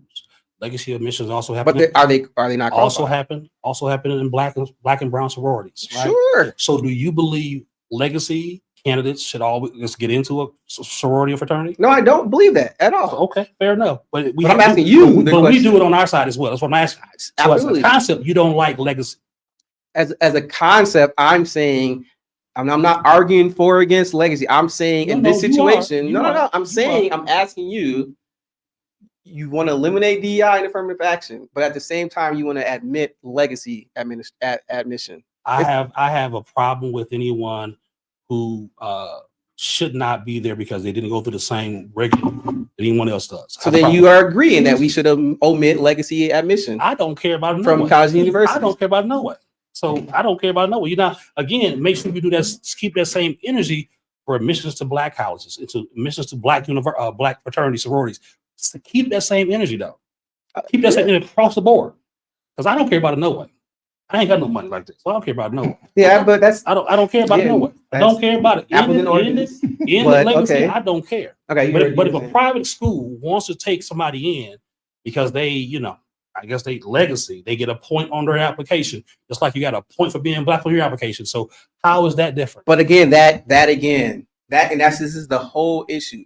That assumes that black and brown people are not qualified to be in these positions in the first And place. that assumes So that you're legacy- saying are you that saying- they're not. You're saying that they're only being hired because they're black or brown. And so again, do you then say that keep the same rationale? Are you saying the legacy student whose legacy 3 generations Harvard has the grades? If they have the grades, and that's got not money. the argument we're making. So, though. but I'm saying, I'm giving you an example. Should that person be not admitted because he's legacy, although he has the grades? But you said qualifications, right? If he's qualified as a 3rd generation Harvard grad, Sure. or Howard, or Spelman grad, Okay. 4th generation, Okay. qualified, Okay. should they not be admitted, although they're legacy? If they qualify and they have to meet the criteria, yeah, I'm not saying they should. I'm not saying they shouldn't. so again, you and I are saying the same thing. No, We're we against are legacy. not saying the Okay, same thing. We're against legacy. And if you're against legacy, then here's the leap. Then you also must be against DEI. Because if the person should get the job, they should get the job. I agree. That's the purpose of the. But you're DEI. against legacy, though. No, I'm not. I'm You not. did say you're against legacy. I'm saying. You asked the question. If I'm against DEI, then I should be against legacy. I'm saying if you are against using it again as a social construct or a racial construct, if you are against hiring, admitting, giving black and brown people opportunities based on I their like black people. color, sure. Me too. I mean, I'm black. So we can. You know, I'm foundational black. right. So what I'm saying is Black. like you're saying on one hand that it's okay to dismiss that, but on the legacy side, it's not because of XYZ. I'm the same person on both. But you're issues. not though. I don't like legacy. If you are truly a person who's not qualified, I'm about to say he lives If on you're- if qualification. you're That's not where he lives. you're not qualified. I don't care what your legacy Again, and lineage is. And then again, DI in majority of the time I don't think I have a DI problem with again. is for people who are qualified. That's not a problem. And get Again, and you get overlooked. what you have is this: if your recruiting structure is so weak that you don't know how to find people, that's on you as a company that you hired the wrong person to be HR and your recruiter. But it's not. So just then you hire a person to be DEI supervisor. sure So he finna go out or she gonna go out and find black and brown people to hire who are qualified, or qualify. especially Okay. yeah, because chances are that workforce is So then- 95% white and they don't have a so then diverse why- I perspective. understand his argument. So And why- he's not wrong in his So argument. why? So then again, then you're hiring from its premise was wrong to hire that person to be an HR recruiter. Then they have very little abilities to go out and find talent. Again, that's making a lot of assumptions there. I'm That just that saying. person is not qualified to be in that. Then that person is not qualified to be HR. Then Okay, He's so not we qualified talking to be about recruiter. so we stuck on qualifications. Another question for you, Orlando. So the current Trump administration has a lot of individuals, cabinet level, Yeah. who are not qualified whatsoever. whatsoever. And I was going to say Hegseth, but I'm going to, as an addendum to Hegseth, I'm going to say the person that's over the Department of Education, Linda McMahon, who is a WWE billion dollar owner of, former owner of WWE, has no kind of education credentials. We have Well. Robert F. Kennedy, who the world knows if you listen to this fool, you're gonna die. But okay, go ahead. Has no kind of medical background, nothing at all, nothing to speak of. And you had people coming out saying this, like, "Hey, Sure. this is not some person we should be putting in these kind of offices." And here you go. What is your feel? What is your take on My that? Because you feel- just said qualification, my the best feel- people, but you have the my- worst people. My feel is when you hire your team and you get to pick your team, Mhm. you pick your team. Not based on qualifications. Wait, If you want Yeah, to I'm pick gonna these shut up. cabinet secretaries, right? Yeah. So one of the things, and let me clearly make this distinction here. I'm not working on the clock right. So my boss, U.S. Senator Ron Johnson, my first, 6 weeks on the job. During Obama's, this is his first term or second term. Loretta Lynch was being up for Attorney General. Yep. Yes, Qualified, overqualified. He said that Ron Johnson. You saying? Ron Johnson Uh-huh. said that the president should have his or her right to pick their team. We're gonna have plenty of things to argue over. So if he wants to pick his team or her team, let them pick their team. Okay. So if you want to talk about Trump picked himself, that's his squad. He picked it. That's his squad. Okay. Obama picked his squad. Republicans got out of the way. Say, man, that's your squad. We I gonna would- fight- we gonna- I wish gonna we fight. had time to go into Again, Loretta again, Lynch's if- background and if- qualifications. If I'm the person who's picking, then I control the qualifications, right? It's my squad. It's my squad. So I don't care what your qualifications are. It's my squad. So I get to pick my team. But you don't care that it, or it should not matter that the individual you're putting in charge of this organization has no kind of background Which or no kind of impacting affiliation real with that people. organization. If Go I'm ahead, smart, Travis. If I'm smart, I surround him or her because I picked them with a great team as well too. They haven't to be done that successful. either. So Okay. again, Trav, what you gonna say, man? So what's interesting is that he's saying the same thing that he said before, and it makes sense, right? So he said, if you hired an HR team that is incapable of hiring well-qualified minorities, it's a cultural problem. It's not HR, it's the culture of the company. Mhm. It's the same thing we're talking about right now. Trump is the culture, he is the company, he is the housing mechanism. We all know that that system is flawed, and everything that comes out of that is part of the poisonous tree. So literally what he's saying aligns directly what he was just saying about the HR department, in the sense that the people he hired, we can't blame them. We have to blame the culture of the company. The culture of the company is Okay. Unqualified. is if- unqualified. Unqualified to begin with. Competent. I would disagree with you, but I get your point. How would you disagree He with that? he Because I he like aligns his with them, so team. he's not gonna say I that. like his team Because you like the policy and then you like what they're doing. You like the team You you feel voted. confident in the team that he picked? He I said like he the team likes pick. it. So the team that Biden picked, y'all like that team, right? Because I they were like- were they They not were qualified? I won't say I liked them, but I like felt the that they team. were at least qualified. No. So you feel? I So don't let me care. ask you this. I like their judgment and the decision making show. So I didn't like the team at all. Okay, so let me ask you So this, again, Orlando. we Let me could- ask you we could this. Be partisan to say I like this team, you like your squad. You know, because I would just like say everybody I in like my Biden or team that- or that we the- have right now. In the first administration, not so much. We had a lot of questionable people. This time around, Trump had a better grasp of who he was going to hire. Because they're loyalists. The first- No, But I do have a I think his question. last team was way more The qualified first- than the his first team squad- now. The first squad was Way real more kinda qualified, shaky. but they were Them qualified. references- them references were Shaky. real- They You were know what? He was qualified. switching You know people what? out like I'm every a- 6 months. Exactly. I'm gonna give a little bit of Talk back. They knew law, and they were qualified. right. I'm gonna give a little bit of points for the first administration, because he did have people that at least had a background in that specific cabinet position they were in, and that But that's knew why they bucked and, back and they got and moved knew and around. understand the processes of how the federal government should go. Now it's awfully funny to me that that group, he didn't like that group because they was Yeah, I but didn't this like group the- is the loyalists. I like But that so group you because feel we- so Orlando, I have a question though. So if COVID-19 hit right now today with the government we have in charge and those individuals over the HSS and all that, you feel comfortable that they would be able to steer us through COVID? Run me my now. stimmy check right now. Well, I say yes, because I'm not taking the jab, didn't take the jab. If y'all took the jab, hey, more power to you. I didn't do it. And I had COVID like And I'm not talking about jab. I'm talking about, do you think the government that we have in place right now will be able to handle a global pandemic as COVID-19 right now? I think we had a chance to learn from the COVID mistakes again in You've the fall. had a chance to learn from the COVID mistakes. Again, you And did. He's asked the question. Every today. policy that comes out is today.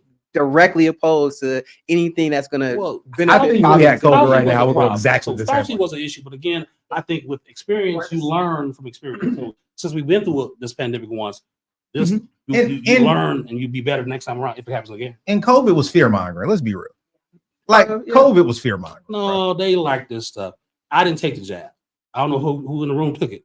I did. I did. I knew you did. I took it for. I I took it and I because did. somebody All gave four- me a all fat four ass check and boosters. wasn't gonna pay out unless I got that. You didn't take it? Oh, surprising. So I just want to add to this that I didn't. You took the the, boosters. you did. I took all I four. know I you got all. did. I got the card and everything. But I just want to say Likewise. Laminated. to this piece is Likewise. around qualifications. If you understand what the Trump administration is trying to do, they're not trying to govern. They're trying to wreck the government. So they are putting incompetent people in there who don't have any idea what they're doing, so that they can facilitate expeditiously the demise of this government. And that's a plan that is Project 2025. If you read it and you look at what they're doing, I've never read that book before in my life. I'm in the process of reading it right now. So Well, like you that, should read- so we just have to understand that they don't want competent people in there because they don't want the government to succeed Yeah, into. I mean, that's your opinion. And I would say this. Okay. Have you read chapter 2025? 2025 is You, oh, you've read it? is a white paper. I got It's it a in white the, paper. actually. No, It's a Orlando, white- you've read I've it. read some. It's Okay. a white paper because again, let me get to the big wow about this. Every conservative think tank every year puts out their white papers. Every year. Sure. Every year. Just like the liberal ones do as well. Yeah, absolutely. So Agreed. Project 2026 is out already. Sure. So again, in Project 2025, there are things I actually like about it. Sure. So why did he lie about being a part of it? Well, again, I looked at Agenda 47, and that became the push. Like, I don't care what Project 2025 had to say.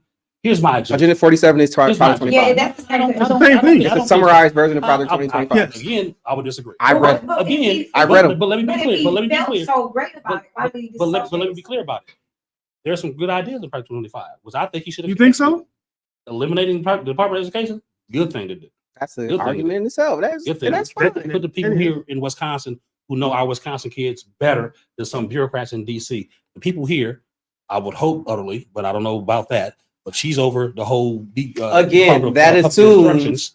That's the Assumes argument. That's the assumes argument. what? That that the assumes that people- state control of education was not already in place Well, by the again, state. Again, So you this- can't this- say that and then not and be but- gloss over that the that's state the already. Problem. That's the problem. You just Dupli- said it. You That's just that's said the problem. it. You have duplication Okay. on the federal level and on the state level. Again, the bloated federal government at our crutch as conservatives is way too big and too bloated. Send the money back to the states. Let the people in Wisconsin deal with Wisconsin issues and our kids.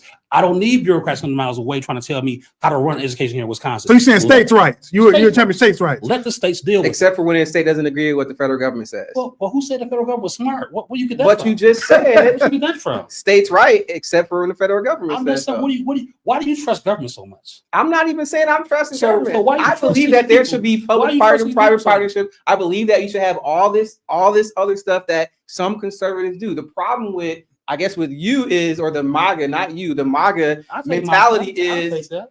they take Black facts and just throw them out in the window and they make this arbitrary arguments to diffuse the conversation. And you're not fact based Again, my at point. all. Again, my You point. can I say would all this this. stuff you want, but it's I would say not this, fact at our based. core, It's we not wanna- policy based. It's not fact based. At our core, we want to see a much smaller government that is localized here in the states.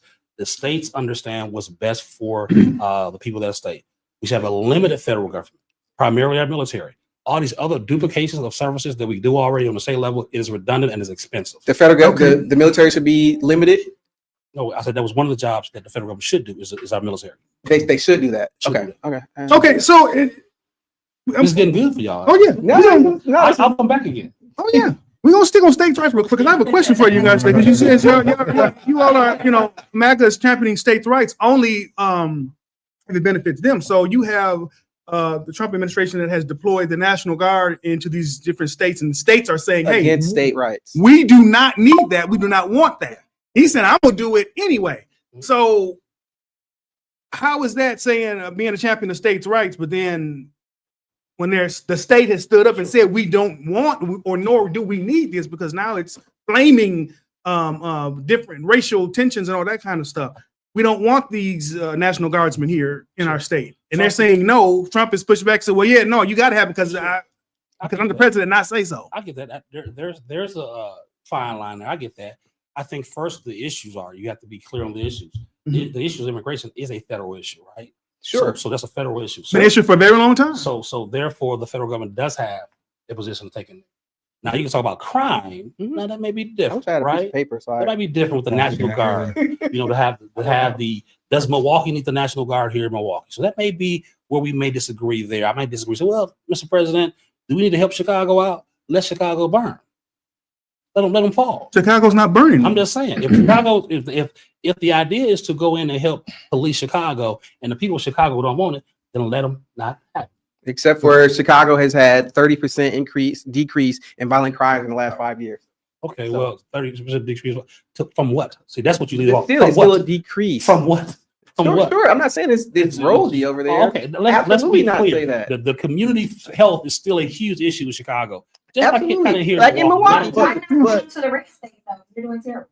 Said who? The red states. The National Guard. Why not send help to those places? So, He just sent them to all the blue states. Yeah. so you mean blue cities, not blue states? Well, he sent it to the places that don't like him. Well, he sent it to where the crime was, right? No, No. because no. No. No. What's the highest crime? What's the Well, top five let's- highest crime let's- cities in the United States? They probably all blue cities. No. No, they're absolutely not. What, No. Well, let's look it up. I know.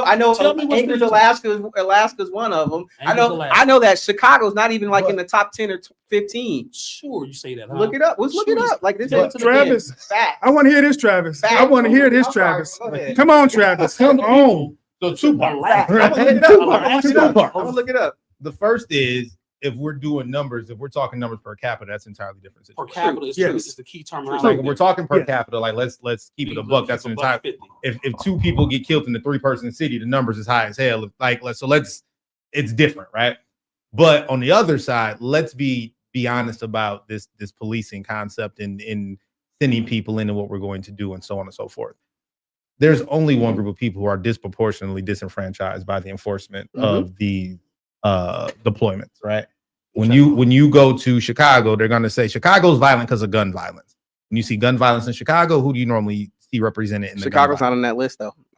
Yeah, I'm just in general, Per right? capita. Like you want to send them to Milwaukee. Milwaukee is predominantly a not violent city, but it's a concentrated effort of violence in one part. So if they come and they get deployed, where are they going to go? North side. Exactly. Mhm. Right. So when it comes to deployment and we're going to send people, whether we want them, there's only really two groups of people who are going to be disenfranchised by it, and it's Black people who live in poverty-stricken neighborhoods and people who may at this point look like they might be an immigrant of some sort from somewhere who's going to get hemmed up, snatched out their car. That's a naturalized citizen with their daughter in the car who then finds out that they actually are and they're released after. We got to check it out. We got to You did check it out. whatever. We got to check it out. But so the issue for me is not the concept of deployment, but again, right? My issue with deportation is that if it was we're only deporting violent criminals and violent people and people who are selling drugs and Which they said great. they were going to do. But Yeah, now they when we are. turn on the TV, we're seeing again somebody's mother being pulled out of their car with their child. They all need to go back. And so the issue, I don't think ever is the conversation of what was presented. It's the issue of what was action. Well, And again, the action is always the problem. immigration is a huge issue. Anybody here illegal, be it violent or overstayed visas or H1B1s. And that's fine, but that's not what was sold. Well, that's fine. So Let's if add you it. would have said, Let's hey, add we're it. going to go after Let's add every it. single so person. we can't add it. So let's add it. No. Let's We're not add going to add it because that's not what was sold. Well, when let's this, add it. So when he stood up there and said, this is vast what we're going majority- to do, the vast it majority- wasn't, we're going to go get people whose visas are expired. the We're going to go get vast the most majority- violent of the violent. That's the first, right? That's first. And And then then once they were that- deployed, and then it then- became, Hey, then it became. hey. So again, I'm not gonna be tripping over no folk over black folk. So y'all can deal with them if y'all want It's to. not just impacting. I'm not dealing that. I'm dealing with non-black blackness folks, here. though. So I don't. It's in I'm not impacting dealing with individuals that. from If Somalia. that's what y'all want to do. It's impacting individuals from Haiti. I don't care about There's- Somalia. I'm America first, man. I don't care about American citizens first. Look what the Somalis are doing in Minnesota. What- Those benefits and programs could have benefited folk who say they still need help here in America. Black folk, foundational black people. Where's I the don't where's do- the I don't do this where's the brown. where's the stats for that? Huh? So if we're, and I'm going to go off, I'm going to stay on. If we argue that, right, like, okay, we're giving resources to illegal immigrants that we could be using for our own citizens, Black then people. for black people, for black American- citizens, Okay, Foundation whatever the Black case may There be. you go. But let's go with black citizens.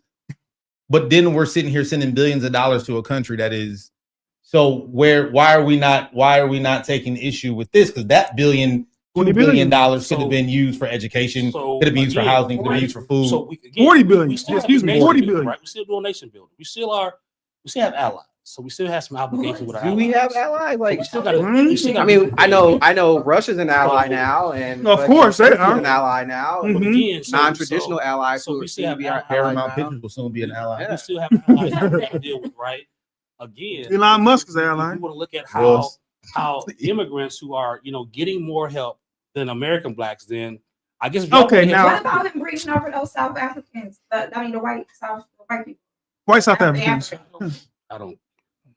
He brought them. Why? Here. He said America first. I don't again, America first, again, bro. I don't care. I don't think from the standpoint. They're taking I away don't- resources from foundational black I don't people. really get into how do I say this? Is there a need for immigration, legal immigration? Mm-hmm. I would say yes. Should it be $1 million ticket? I think it's a good way to do some fundraising Fundraising to go where? to come to America. So I think this. I think legal immigration is a need. I would stand remiss to say if we don't need some level of immigration. Yeah. Legal immigration. Agreed. Okay. We should Yes. control it. We all can We're not, collectively we're, yes. agree with we're that. not, Yes. we're not over, stressing our system Yeah. to allowing other folk here. So People who are here illegally didn't do their paperwork. You have a judge right now, Judge Dugan right now. How many black folks out there for Judge Dugan talking about free Judge Dugan? She ain't gave damn back door to none of our brothers and sisters in her courtroom. I'm just I'm just asking. I'm throwing it out there now, Can I y'all. say about the crime real quick? Because I want you to know. Go ahead. So, out of the top 10, 7 of them are red states, yeah. So and only 3 what's the cities though? Cities. it's states. So the cities. So just like Republicans, if you look at like And that's a like fair Tennessee, Memphis, whatever, right? So it's a red state, but the crime is in a blue city. Because they were deployed to cities, they weren't deployed to To the states. states. So to his argument, I It's I a blue receive city. that because they were deployed to, they weren't deployed throughout a state. So the blue. So I receive that. Well, some Okay. of the red states, right? Mhm. Red states are not the issue; it's the blue cities. That's the concern. Again, you might hear me. I say on the side of if the city don't really want them, Mr. President, don't send them. Don't send them. I feel bad for the folk who are good people who actually want to see law enforcement happen. But if their mayor trying to say like Brandon Johnson, they got it under control, man. President Trump, send them troops back out. Bring them back home. They don't want them there. Bring them back home. Okay. I just want to just 2 things real quick. Yes. We would agree that there needs to be a bipartisan legislation around immigration.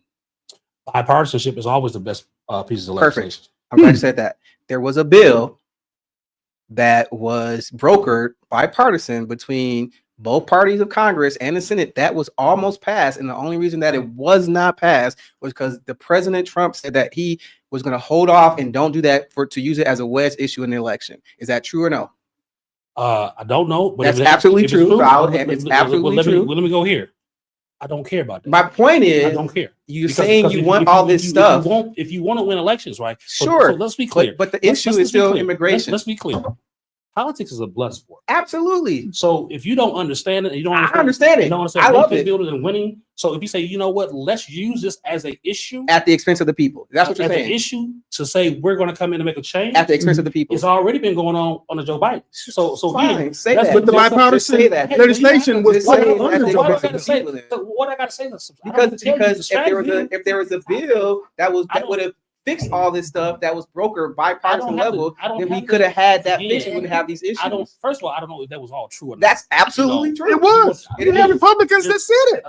Again. Y'all some Democrats telling him that he don't believe nothing y'all But saying. So I'm not Democrat apart. That's facts. So again, The legislation is I out would say there. this again. He ain't see it with his So own again, eyes, and if he did, he still wouldn't believe it. So Who forced the shutdown? Was this a Democratic idea to force the company to shut down? It wasn't a forced Again, shutdown. it- That was a let me be MAGA clear. Republican shutdown No, as you can't do they're that. following the I gotta, script of I gotta hear Project this. Let him 2025. defend this. I gotta hear You this. can't do that. I gotta hear this. You can't do that. That was a because Trump shutdown, man. That was cannot do absolutely that. that. But what was This is your all- this okay? is all Go ahead. What was We it? just talked about What was it it? 4 weeks ago. The four senators, I want to hear this. the What four was it? senators came from what party? And the shutdown What vote? for Virginia, The New four senators. Mexico, I'm just saying, what party did they come from? the 4 out of the 8, 4 came from the Democratic Party. Now let me ask you why. Probably up for reelection.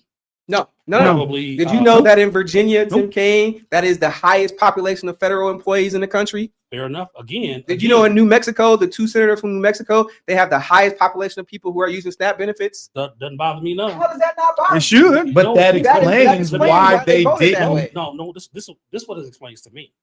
When you say it's the Republican shutdown, but it took 4 Democrat senators to come on our side to vote. Because Clearly, you know who the shutdown actually belongs on. that makes no No, sense. no, sir, you can't say that. That makes no Because sense. You can't say that. The Republican Without Party those has 4 the votes, control of without- Congress without- and the Senate without those 4 and the votes White from House. You Democrats, cannot blame that on the other still- party. Without You cannot those blame 4 that on the other votes- party. Without those 4 votes from the You Democrats, cannot blame that on the other we would party. still be shut down. We should be shut down. And again, I'm at the just expense saying. of the people. So those 4 senators who elected Was it 4 or to, 7? Was it 7? it was 8 senators, 4 of Those, them. those Angus King was strong from wherever eight. he's from. independent. He's independent, but Correct. you know, whatever. But though I know Tim Kaine, why he voted against Hey, that. I- My brother in Virginia was laid off. Hey, They looking for jobs. yeah, He was under pressure. yeah, he better be under pressure. Senator Or his whatever her name constituents. from Politics New is Mexico. pressure.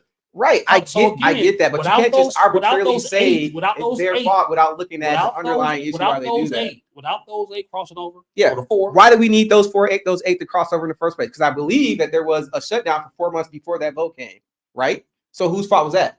If you're blaming the Our vote. Democrats for doing that, whose fault was it 4 months before so that? our vote count, Whose vote our was vote it count. before that our vote that count caused the hadn't 4 changed. months in? Our vote count hadn't changed. Clearly, somebody had So, to but move. the vote, Our the vote vote count is never what it changed. is. Fine, The I know 4 that. came over, Sure, and that that's broke not my the deadline. question. My question is the 4 months before that. Why did we get in the position to have the 4 months of shutdown in the first place? What the issue was? I know what the issue is, but I want to hear what your So is perspective that of the the issue question is. you're asking? I'm asking you if What you're is the issue over saying the that shutdown? the 4 senators it's the Democratic fault because those 4 Subsidies. senators jumped sides and did that. Subsidies. Sure, Subsidies. perfect. Your Elaborate. Your Obamacare thing you talked about. the Elaborate, because I'm gonna elaborate when my turn again. So elaborate. So that's what the issue was. Extending the COVID subsidies that both Democrat and Republicans. First of all, Republicans should have never extended the subsidies to people who actually can afford health care. I agree with that. Subsidies. I agree with The that. subsidies were always for the poor, right? So during COVID, in the fall of COVID, Republicans You can allowed talk. You can- allowed Democrats to extend the income guideline who would get the subsidies. Yep. They also agreed when those subsidies was going to expire. Both sides agreed. So fast forward to this year, right? Subsidies are about to expire. Everybody agreed to why they should expire because we did this during COVID. Everybody voted for it, and now it's a problem. Now you want to change your vote. Now you also don't want to. Not only do you want to change your vote, you want to go back and revisit the big beautiful bill and put more provisions or take provisions out of that. You want to renegotiate past law already. What was the big beautiful bill? What did the big beautiful bill do? A lot of things. No, said that again. Well, You have to explain these reasons. Again. You want to revisit the big beautiful bill because you know that these COVID subsidies were already due to expire.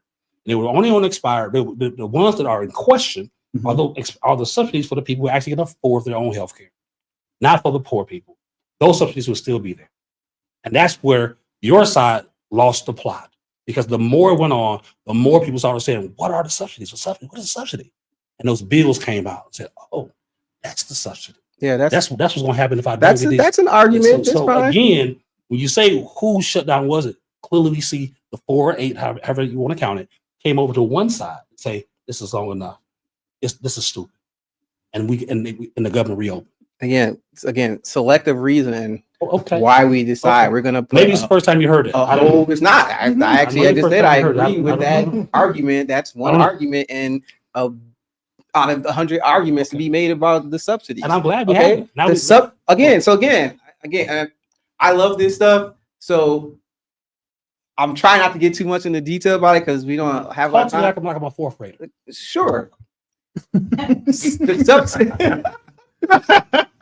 I'm just a country Yeah, boy. I got one more question to go Keep it before we go- close just- too. just- So Bring me back. The big Please be big back. beautiful No, I will. bill was a bill that was for all intents and purposes wasn't just about healthcare, it was about taxation, it was about a lot of different things, Sure right? was. Which was trying to disseminate established law. So that the big beautiful bill, in every instance of the big beautiful bill, you can go back to legislation that was passed in either Obama and Biden's legislation, which was the direct opposition to it. That's fact. Did the bill have an up or down vote? It did, It absolutely did. and it passed. Because you guys have control of the Congress. There you go. Okay. Politics, my friend. That's so just- why, that's not- so why are you that's why, not- why are you That's surprised not making the that argument we're though, pushing because the they have. agenda that we want to push? When you have there's So then take there's a cost. There's a cost then to take election, right? take ownership There's a- of the I shutdown. don't know. The You shutdown. can't just the say shutdown happened you because can't you guys just say were we're pissed. in party, we're in You control, we guys, do you this, guys and were then pissed on about the other hand say that it's not our what you control. want to do. You wanted to have another kick at the cat. That's what you wanted to Who do. wants what could? Democrats want to have another kick at the big. We don't have control. Listen, We my don't friend. have control. We already passed it one time. You cannot say down the road now we're going to hold off on voting on the budget because we want to revisit law that already been passed. And that's what you guys did. You wanted to revisit the big beautiful bill plus continue to have the subsidies go on. So on two fronts, that's what you wanted. Unfortunately, the people of America spoke. There was an election had. That bill passed. Sure. The people of America in those 4 to 8 Sure, senators sure. said, you know what, this is stupid. I don't see what you mean. Why are you so fixated on getting these people? That's not What what is we see. What is No, but that's what happened, right? They came over and they voted for Yeah, because it was the budget to sort of open Yeah. up again. Now we have a discussion on the unaffordable Obamacare Act. And there's revisiting that whole discussion again. well. There's no on the revisiting. cost. Speaker Johnson just said today that he's not bringing the bill up before the break. Okay. After he said that he was going to your Okay. point, to Okay. renegotiate it. We'll get there. We'll get there. Okay. So is there a plan already? Yeah, So what we had what a is plan. So there was a plan already passed, and well, a healthcare plan? and the Democrats said no. No. Wait, you said there was a healthcare plan passed by who? Wasn't passed. It was already brought up for a vote. Was it last week? You know this. Yeah, Though. You know. there was- you know. there was Yeah, a- you know. There was a bill that, but it didn't. Yeah, why- It didn't yeah, here's the why- point. It didn't even pass the own chamber, who has control of the parties, Again, which means that it's terrible. Again, the bill came up. What's the name of the bill? Do you know? I don't know. 'Cause I didn't hear that. There was a bill that came So the up. bill It did, but it didn't come out of it, was- it didn't come out of committee. Is that what It came happened? out of it came out of committee. It went to a Came out of vote. committee. It went to a vote. Okay. So And it the didn't bill- pass the bill because it was was trash. To give, I think, subsidies or give people direct payments to help cover their health care. Oh, so it wasn't a full healthcare bill. Excuse me. It wasn't a full healthcare bill. It was something to address. It was certain addressing. parts. It was addressing the need of the people that. So let's be clear here. Let's be clear here. The sub- the Should subsidy- there be a system in place that speaks to people who don't have children? Should there be a provision for people who have pre-existing conditions? Yes. Sure. But you don't, and this was a failure of Obamacare. You disrupt the entire healthcare system to speak to a donut hole of people that we should be able to address. That's not why the Obamacare was created. though. You strip you first of all you make it a tax. You tax people who say maybe 21-year-olds, 22-year-olds say, you know what, I don't want to have healthcare. I know when I was younger, Right. I looked at my check. I said, you know what, But everybody I'm uses good. healthcare, right? Though. I'm good. No, never done. No. Well, Should they? So no, hold on. Let me finish All my right, point. all right. I said I'm a healthy young buck. Okay. I'm bucking around here. I'm buck strong. So I want health care when I'm 22. I'm good. I want my money in my pocket. Then when I do get it, if I have to get it on Obamacare, my wife and I, we don't really want to have kids right now. We just doing a love bug thing right now, right? Why in the world do I got to have prenatal care? We ain't trying to have no babies. So instead, I was cool with the Buick health care, but you forced me to get the Cadillac. It's not my choice. I was cool with the Buick. So why do you do that? Time You out. disrupt the whole system. You were working for yourself? What I'm saying to you is this. No, but that's a legit question. Before the change, I could pick what I wanted. And I had freedom to do. if you were not working for a company, I could pick what I want, how much coverage I want. I could pick it. Okay. Prior to Okay. comes into play. That Buick you had, Orlando, no. You have to go home and get over this Cadillac with the power windows. but you weren't Cadillac forced to do that. Though. Yes, you were. You were lost- absolutely you- not, you- unless your organization eliminated their health care. Again, so you had to do that. You had to get all the bells and whistles.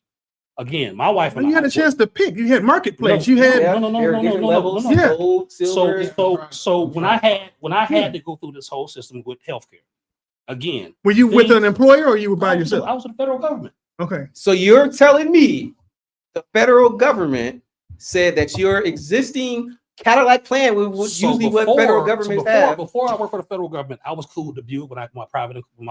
With your Right? private I company. was cool with the Buick. So you weren't utilizing your employer's insurance at the time. So when I get the job with the federal government, Mhm. I got it now changed from the Buick that I was having because I wanted the Buick to roll over into my government job. I didn't have that choice. I now have to take on all of the bells and whistles, whatever, because now you got to go to the ACA, you got to go to the free market, you got to get this. I'm like, wait a minute. I was cool with the Buick because Federal workers were required to go into the exchange. we all had a DC exchange. Uh, DC exchange is what our system, because well, maybe you don't know that. It's called the DC exchange. in DC. It's the system, because I'm a federal worker. Okay. is Oh, I'm not a federal. I'm not a So federal worker. it's Yeah. So, DC exchange. So we had to Okay. do that. So I lost my option to keep my doctor. Remember that if you like your doctor, you keep your doctor. Couldn't do that. I had to pay for all this extra stuff that I didn't really want because I was cool with the Buick. Buick been treating me and my wife good. No, I had to come into this system because my new employer said, nah. Yeah, that Buick option. That's we fair. only have the big body caddy, and we may have a Lincoln. Buick you can't really do. I'm like, well, man, this is more money out of my pocket. Only to address, and even with the private sector companies, only to address people who I agree there should be help for people who have pre-existing conditions. That we should find a way. Call them high-risk pools. That was at one time an idea that was floated around. Should there be help for people who don't have children? Yeah, are high risk pools in Obamacare? I think you have They are. Badger Care in our state. Yep. Badger Care should come up with a provision to help people who don't have children, but don't Sure. blow up the entire healthcare system, the private market, to fix that segment of people. And I hope this time we now have another kick in the cat, so to speak, to say, well, let's revisit this healthcare system, because what happened under Obamacare, all the hospitals and the pharmaceuticals got paid. They got Filthy. they got paid Filthy. triple paid. So that we agree with. So got Yes. filthy rich. But that's a problem with the law. So let's And tax redo codes this. and all of that. Let's Loopholes. redo this and actually find a way to either have people have healthcare savings accounts or make direct payments. Let's revisit all the options again, put it back on the table again, because clearly we see the affordable healthcare is not really affordable. The only thing I'll say to that is, and you got to go back to history, facts, and legislation, and what the law actually says. The mandate, which you were referring to earlier, you didn't call it that, but that's what you're referring. You're requiring people to buy in. That mechanism was taken under his foot, cut off from his foot, which was the funding mechanism for Obamacare in the first place. Different measures of the Obamacare law, of ACA law, that in Congress and the state level especially, they were eliminated a lot of those provisions that were going to reduce the cost of that. So when you say that and I studied this was actually my first job out of grad school, was ACA. So when you say that these provisions that are causing it to rise, I didn't read. I like to read, right? He's still a square. Yeah, I am Smart scared. glass. Hey, you can't say on a high level that it sucked and it was high because I was without looking at why it was, what happened, why did we cut his feet under it? Tell me this. Mhm. How did Obamacare get passed? It was a bipartisan. How did it get passed in the Supreme Court? Did it go to the Supreme Court? Yes, it The did. question of Obamacare came to the Supreme Court. Mhm. Why did it come there? Mandates. Mandates. Yes. And what did the Supreme Court say about this healthcare system? The The Supreme. Supreme Court didn't say it was a healthcare system. The Supreme Court said it was a tax, Sure. Mhm. and that the president had the ability to do so. And it gave him the right to create this monstrosity today we call Obamacare. Which is He why passed you it, so it was never fix it. It was never structured or called healthcare. They didn't argue healthcare in the Supreme Court. It was never. They argued yeah. taxes. And it should have Right. been again. It was It a was so good. a It bipartisan. was so bit. good. I'm not saying it's the greatest thing ever. We can't I'm say just- that. I'm just It was a flawed law that needed to work. flawed law. Absolutely, just Yes. like the housing Flawed. enact of '64, just like civil rights is. So then- All of our Voting laws are Act is flawed. flawed. It takes So it's flawed. continuous So it's improvement flawed. to do that. So you shouldn't have a problem with us revisiting the Except for if you don't even have Except a for- policy to put out there and say it, Well, other than it's HSAs. It's and- coming. It's on the way though, right? Oh, okay. It's on the way. We already had- we It's already your had one concept. vote. I got the ideal of a plan. Right. We So already had one vote already for the direct payments. They didn't like that one, but that's So that's what I was going to ask you about. How did you feel about that? I'm or did you- or I your am thoughts extremely on that? open to a lot of different plans. What plan? We The just had one- concept. we I've only heard it. just had the one already that said put people money back in their pockets. They were like, no, I don't want to do that. So How Because you it put money wouldn't back have in the pocket? made how outside of you being fully healthy, how would you have possibly have, what was it, $2,000? I think it was, or I don't know or the something. number, but I But think there's no way you could use $2,000 to reasonably. so with $2,000 as far as with a private HSA. HSA, Yep. that's how the money, the 200 Right, would have been right. starts to multiply, right? Because you save it up. Then you can put it roll over aside, and you can Except, use it. except for But it you is- get into a car accident and you need to use $2,000 to pay for your medical bill. Well, then And then it's a again, $100,000 bill. Oh, yeah, that's just a- It's just you walking the door. That's your I break my ID leg. drip. So again, I'm open to have full discussions, but what currently we have right now isn't working. It needs to be fixed. Okay. No, it's a lame dog, and that dog won't hunt. So hypothetically, and this is not putting you on the spot, and you don't have to answer if you don't want to. Fair enough. If you had to say what the correct avenue was to repair it or to make it more universal and more like affordable at the same time, what does that look like to you? I think you have to dismantle it. The requirements that you have to have this, take away the taxation. You should choose if you choose not to. If you're a healthy young buck, like I was at 22, you say, you know what, I don't want to have it. I'll pay for it out of my pocket. You should have that option to do so.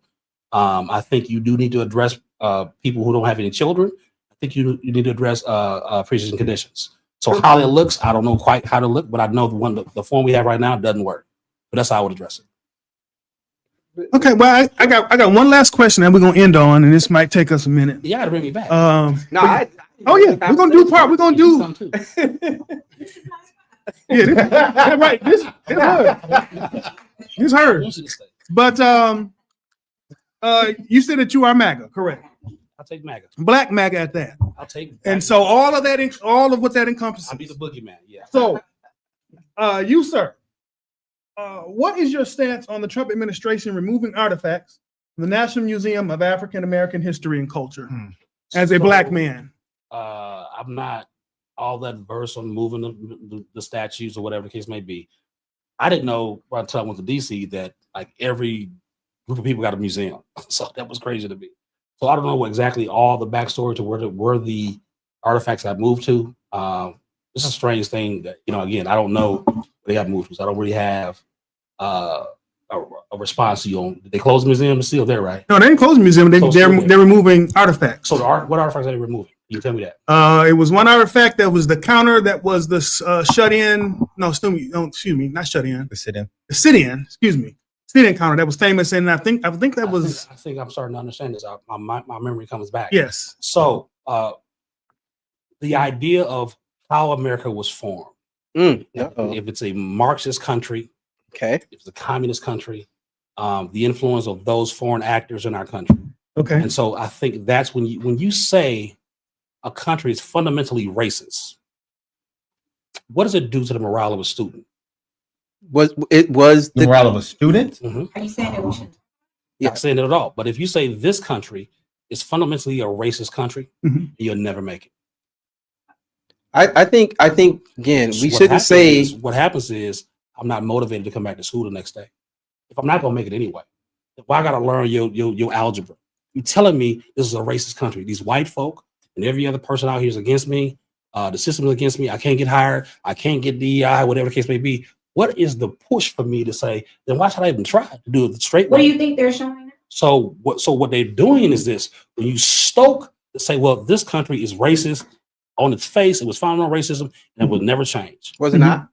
Again, you stoke the energy of first you should have national pride in your country. Absolutely. Agreed. And you should look at the good, the bad, and the indifferent, Ooh, right? Okay. So if you want to talk about the origins of how this country was founded, there's a lot to say about slavery as an international trade that America was not the only country. Every country almost in the globe participated either directly or indirectly in the slave trade. Sure. So There's no denying that. So then also to say that this country is out to get you because we've never moved past Jim Crow. That's fair. We never moved past anything else, right? So these are the artifacts I believe that are being removed on trying to kind of paint this picture that America was founded on racism. So the argument is that they're removing it to build morale. I think the argument is saying, I think it's possibly to show the more fuller truth of how this country is made. Do you have racists in this country? Sure. There was the Democratic Party. There was racists. right? The Freedom Party Mhm. for the slaves Mhm. were the Republicans. Still listen to that Mhm. today. Sure. Do you know what the Southern yes, strategy is? So we could talk. Who? The Southern strategy? You mean a campaign strategy to get any vote you can? The Southern No, the strategy. Southern Let's talk strategy. about that next time. 'Cause- Right. So you Yeah, mean, but- you mean a campaign? You mean a politician Let's talk that about that dares time. to go in areas that he's not being Sure, favored, sure. but maybe pick up votes here and there? You mean that strategy? But there's that every context to Republican- that and that how every that Republican- applies to that, how you know, so you believe it was a party switch, huh? It was a flipping of the parties. I believe that the party is currently switching over again. Not- show not- me, show me in any documentation, publication, historical or periodical, that you see any major parties flipping of any sort. You may have one or two that flip, but you don't see on Oh, you have a party that's flipped right now. Now, Currently or in the I'm talking past? the historic flipping of the two parties. Like Was it the was it the Republican Party is not the Nixon? same Was party. it the Nixon campaign when all those Republican or Democratic Southern states who were Democrats No, there's flipped never- over in mass to the Republican Party? Show me again any, because what That's- I'm happens, telling you, that's what it was. So what happens in any election at the start of the term, you have a book called the ledger. You sign the ledger with your name and your party affiliation, any elected official. You can't show me anything of that nature to show all these Republicans that flipped over to become Democrats, nor, which is also even more incredible, all the other Democrats who flipped to say, now I'm going to be a Sure. Republican. That's a So that's like saying, that's like conversation. saying, I got Right. it. GD done turned to, But- VL. but And all of a sudden, all the vice lords will say, well, you know what? I think I'll be GD now. Our foundation never, that's how ridiculous it So you're sounds. saying the Southern strategy doesn't exist? Again, to say any politician doesn't, your girl just talked about it, what's her name? Jasmine Crockett said, I'm gonna have to go try to find votes that people probably don't, Right. That So, but you're so saying every that they are strategy, every you're saying- strategy is to go find as many votes as you can. but they're not the Southern strategy. That's a I'm just saying, specific strategy. I'm just saying, my friend. I'm just saying. You cannot tell me again where Democrats who are foundationally hated black folk to say they're gonna turn around and start voting for black folks. How ridiculous is that? They came from the racist party. Yeah. They hated black folk. So why all of a sudden they're gonna say, well, you know what, Nixon, you okay with the N words? Huh? You Because okay? the I think party you okay. that funneled and played in that flipped and said, I'm no Oh, they longer a flipped it. Republican, I'm a Again, Democrat. Again, show me the proof. That Show me the Nixon campaign. Show me the proof. Show me what the Reagan Show me the campaign. proof of that. Southern But- strategy. There it is. Show But- me the proof. so, Because but I you don't- just you don't want- see any elected officials who actually flipped. You got one or two. So why in the world would I join a party We should get rid of if I party hate anyway. if I hate N words? Because I think they're less than human. Why would I change who I am? Why would I join that party? Doesn't make any sense at all. I'm GD to the core. I'm not saying legit. Hold on. so we kind of shifted over, but I'm but- saying. But all of a sudden I'm turning to be a CBL now. Makes no sense at all. okay, but I do want to go back to the original question. So you are okay with the administration moving these artifacts out of the museum? I would like As to a black man, you're I would okay like with to them look at- taking history I would like to look and at- making it softer, I don't think it's soft. but But also more America that more Okay. more more to the point of let's highlight the things we did great in this country. so in addendum to The that, ending- but so it's the ending of- okay though then for them, because now there's reporting out that a lot of those Confederate soldiers and these things that were removed Okay. because of that, Mhm. they're back. They back. So that's okay. Back in the Back museum. in Yes, they're Virginia, back in- and they're back in- South they're- Carolina, My view- Florida. I don't have a problem with that history still being there. I think you can debate. But it should shouldn't be in the I- African but American You Museum. can debate if you want to have it in the museum or you want to have it on the square of the town.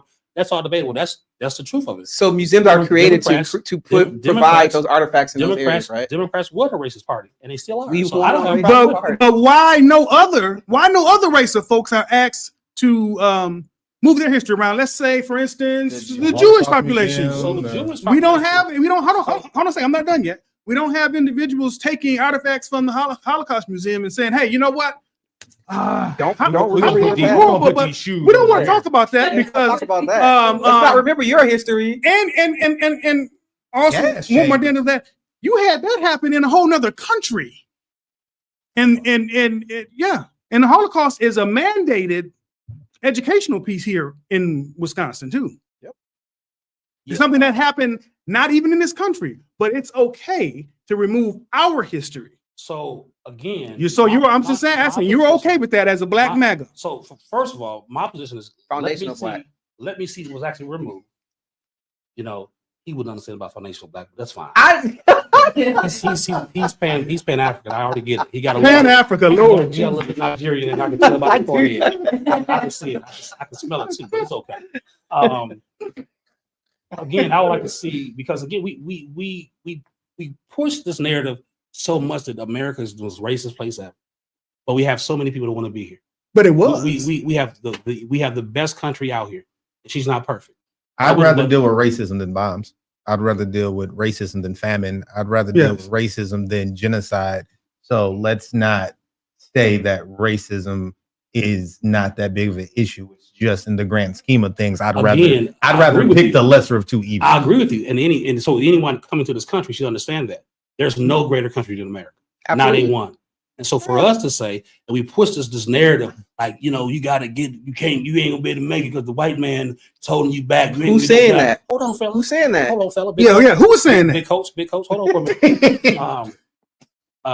That you're not gonna make it. You should take these degrees that promote more of the Americans fundamentally. They hate women. They hate black folk. I'm like, where are you getting this from? America's the greatest opportunity in the world. That's why they come here, for the opportunity. Mm-hmm. I'm not saying racism doesn't exist, but when you try to pigeonhole the country like, oh, it's just racist, been racist, has been racist, they're always gonna be racist, then what does it do for a young person who's trying to figure this out? No, If you're telling me that I ain't gonna make it, then why should I try? I could never go and sell dope then. If that's the I message, should just go ahead And that's what happened. if that's the what tends message, to happen. sure. when you If that's when the you don't message. when you don't give hope. Yep.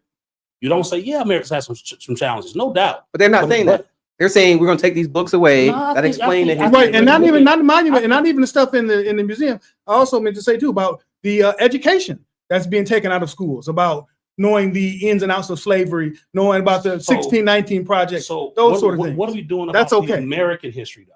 That is the, but That is American American. history. Let me African finish. slavery is American. Slavery is an American If you're history. gonna tell me So- Christopher Columbus discovered it, and we talking So- about slavery, goddamn. So again, why do you pull out Black history from American history? It's Because American history. because it was systemically not It's taught American in history. schools. It's American Correct. history. That's why. It's American history. It so is. Okay. in fact, you should keep them together. So tell the daughters of the You should- Confederacy and you should tell keep them those groups of white women from the South, Confederate South, who wrote the textbooks in education, who purposely eliminated all that stuff from the educational processes. Yeah, you should get out of public schools in the first place. I believe We in- just I all believe- said that we I are believe- product I of believe in public. private- I'm a product of MPS. That don't mean I'm a product. Don't mean I like it. I believe in private schools. I believe. This is I what I believe in believe. black schools. I believe in black-owned schools. I believe And that in, okay. I believe So in school choice. okay, Sure. that's I believe okay. in school sure. choice. I I believe in school choice too. Brown. So I believe that we are the ones who best to create the curriculum. I agree. And then when you look at the curriculum, who makes the curriculum now? The teachers union. Parents aren't involved. Who's making a call on what's in the books? From all these sexual books, from all these trustable sexual trans- positional books. Who's okaying all the books? How you say it? The LGBTQ. LGBTQ. Buzzword. Yeah. Distract. What political party is in control of most of the teachers unions?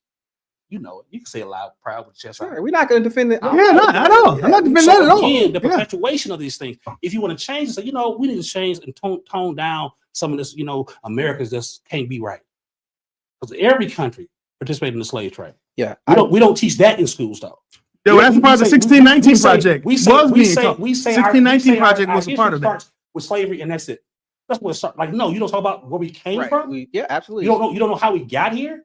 That white men came and took us from the jungle. What lie is that? Yeah. The problem. You mean the partnership with Africans Yeah. Hold on. who sold us to white Take the people, whole conversation, who- bro. and also all the other lands and empires that came and raped Africa. You leave Sure. off that Yes. part. So again, to say, well, this country is the only one. Then what country you want to go to? Because you can't escape slavery. Again. What country do you want to go to then? Because they all participated in it. Can I just real quickly? Yeah. Two things. That's the hypocrisy of that again, Oh wow. because you're saying that you need to talk about that history before slavery, but then in every instance you take that curriculum out, or you say they can't teach that in schools. Two, and this is all I'm gonna say: we cannot move forward and progress as a country or any issue until you acknowledge what the issue is. There has to be repair. There has to be some kind of way that you can take the learnings from that and then move forward and progress into the future. The reason why we're still having these problems 50, 60, 70, 80 years because we refuse as a country to tackle those issues. So how do you tackle? I'm not saying that's the only issue. Slothfulness, all those. I'm not saying that's the only issue, but that's a part of the issue. We have not, as a country, taken the onus to understand, well, you ain't acknowledge, and repair the issue. You ain't gonna fix it no way. How we? Man ain't gonna fix it no way. Let's Who's be gonna clear fix about it? that. God will fix it. You ain't gonna fix it no way. Sure. So stop with the. We can fix it. So we shouldn't do anything. Is that what you're saying? We should try, but you're not. But all the stuff you want to do to this utopia that you want to create. What with your utopia? policy, like All well, I'm saying is we should about. be able to. Let's We talk should be able about to all of talk it. about the. We should be able to. That's my Again, point. We should be able to But talk that's not about what all that's of not it. what's happening though. What's happening currently in our school is a bigger push toward the all the slavery narratives, all the sexual narratives, not the greatness of this country. That's not. That's true. false. That's not true. That's false. 100 years before that, it was all Christopher Columbus and what like it Which was a lie. Right. So now that like we got taught that for 200 years, we taught it for 20, and now we like, nah, this not gonna work for us. We need to go. Y'all got 200 years of telling y'all narrative. I don't know who y'all is, but I would say this. Not you know that. But I would say this. You got to take that because the he's black other man. folks. He's A black. white You got to take that. supremacist, You got to take that. powered racial narrative. I'll say it. Yeah. Racist Democrats. narrative. Correct. You're right. Like so Everybody. that you You're right. can't. Democrats, You're right. Republicans, You're right. power the white structures. narrative, Democrat, supremacist. It's- So Christopher Columbus, White narrative Democrat.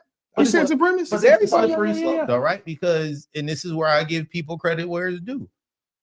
When they didn't like it, they showed the fuck up and said, "Hey, y'all not finna teach that." When they was teaching it to us, we just let them teach it to us. We didn't because we was like affirmative action. Until and they again, wasn't pushed to do back so. to my other statement, like I don't think that shit was the most productive thing for us. But we never fought against it. The people who fought against it did it quietly. Like I'm gonna homeschool my kid, or I'm gonna. Yep. But we didn't show them up like they ourselves. show up to say, Yep. Mhm. no, you not finna teach this. We taking these books out of the library. We gonna sue. We finna go to the. We was just like shit. He out the house for 5 hours a day. I got a break. because we trusted government. And That's why. and that's what it was. Like straight up, that's what it We was. trusted white liberal Right. women. And so that's where I give credit is that when other people don't like shit, They they protest or they show up or they whatever. We have to work so hard just to get people to show up. in mass. And then That's to true. do it consistently Yeah. over and over and over again. It's a big fire and then it's a fizzle almost immediately. and it shouldn't be that hard. We can protest Friday after 5 to Sunday at 6 because I got to punch the clock at 9. So who is the most reliable voting bloc for Democrats? Black women, What's the biggest majority of union workers in the city of Milwaukee? white men. Black women. Is it? Black women. All right. I didn't know that. I didn't know that. I would never have thought that. Let me correct this. By percentage per capita. More black women are in the union, right? So if we are the ones who are doing the teaching and controlling the curriculum, why aren't black women or black folk showing up and saying, yeah, I don't. Are you talking about the teachers union? Is that what you're talking about? That's who control the schools. Your school board representatives. They're all backed by the union. So we really don't like the curriculum, then why do we have to have it? Because it's state mandated. That's why. Okay, so again, my friend, Yeah. you have your right to control your curriculum on a local level as well, too.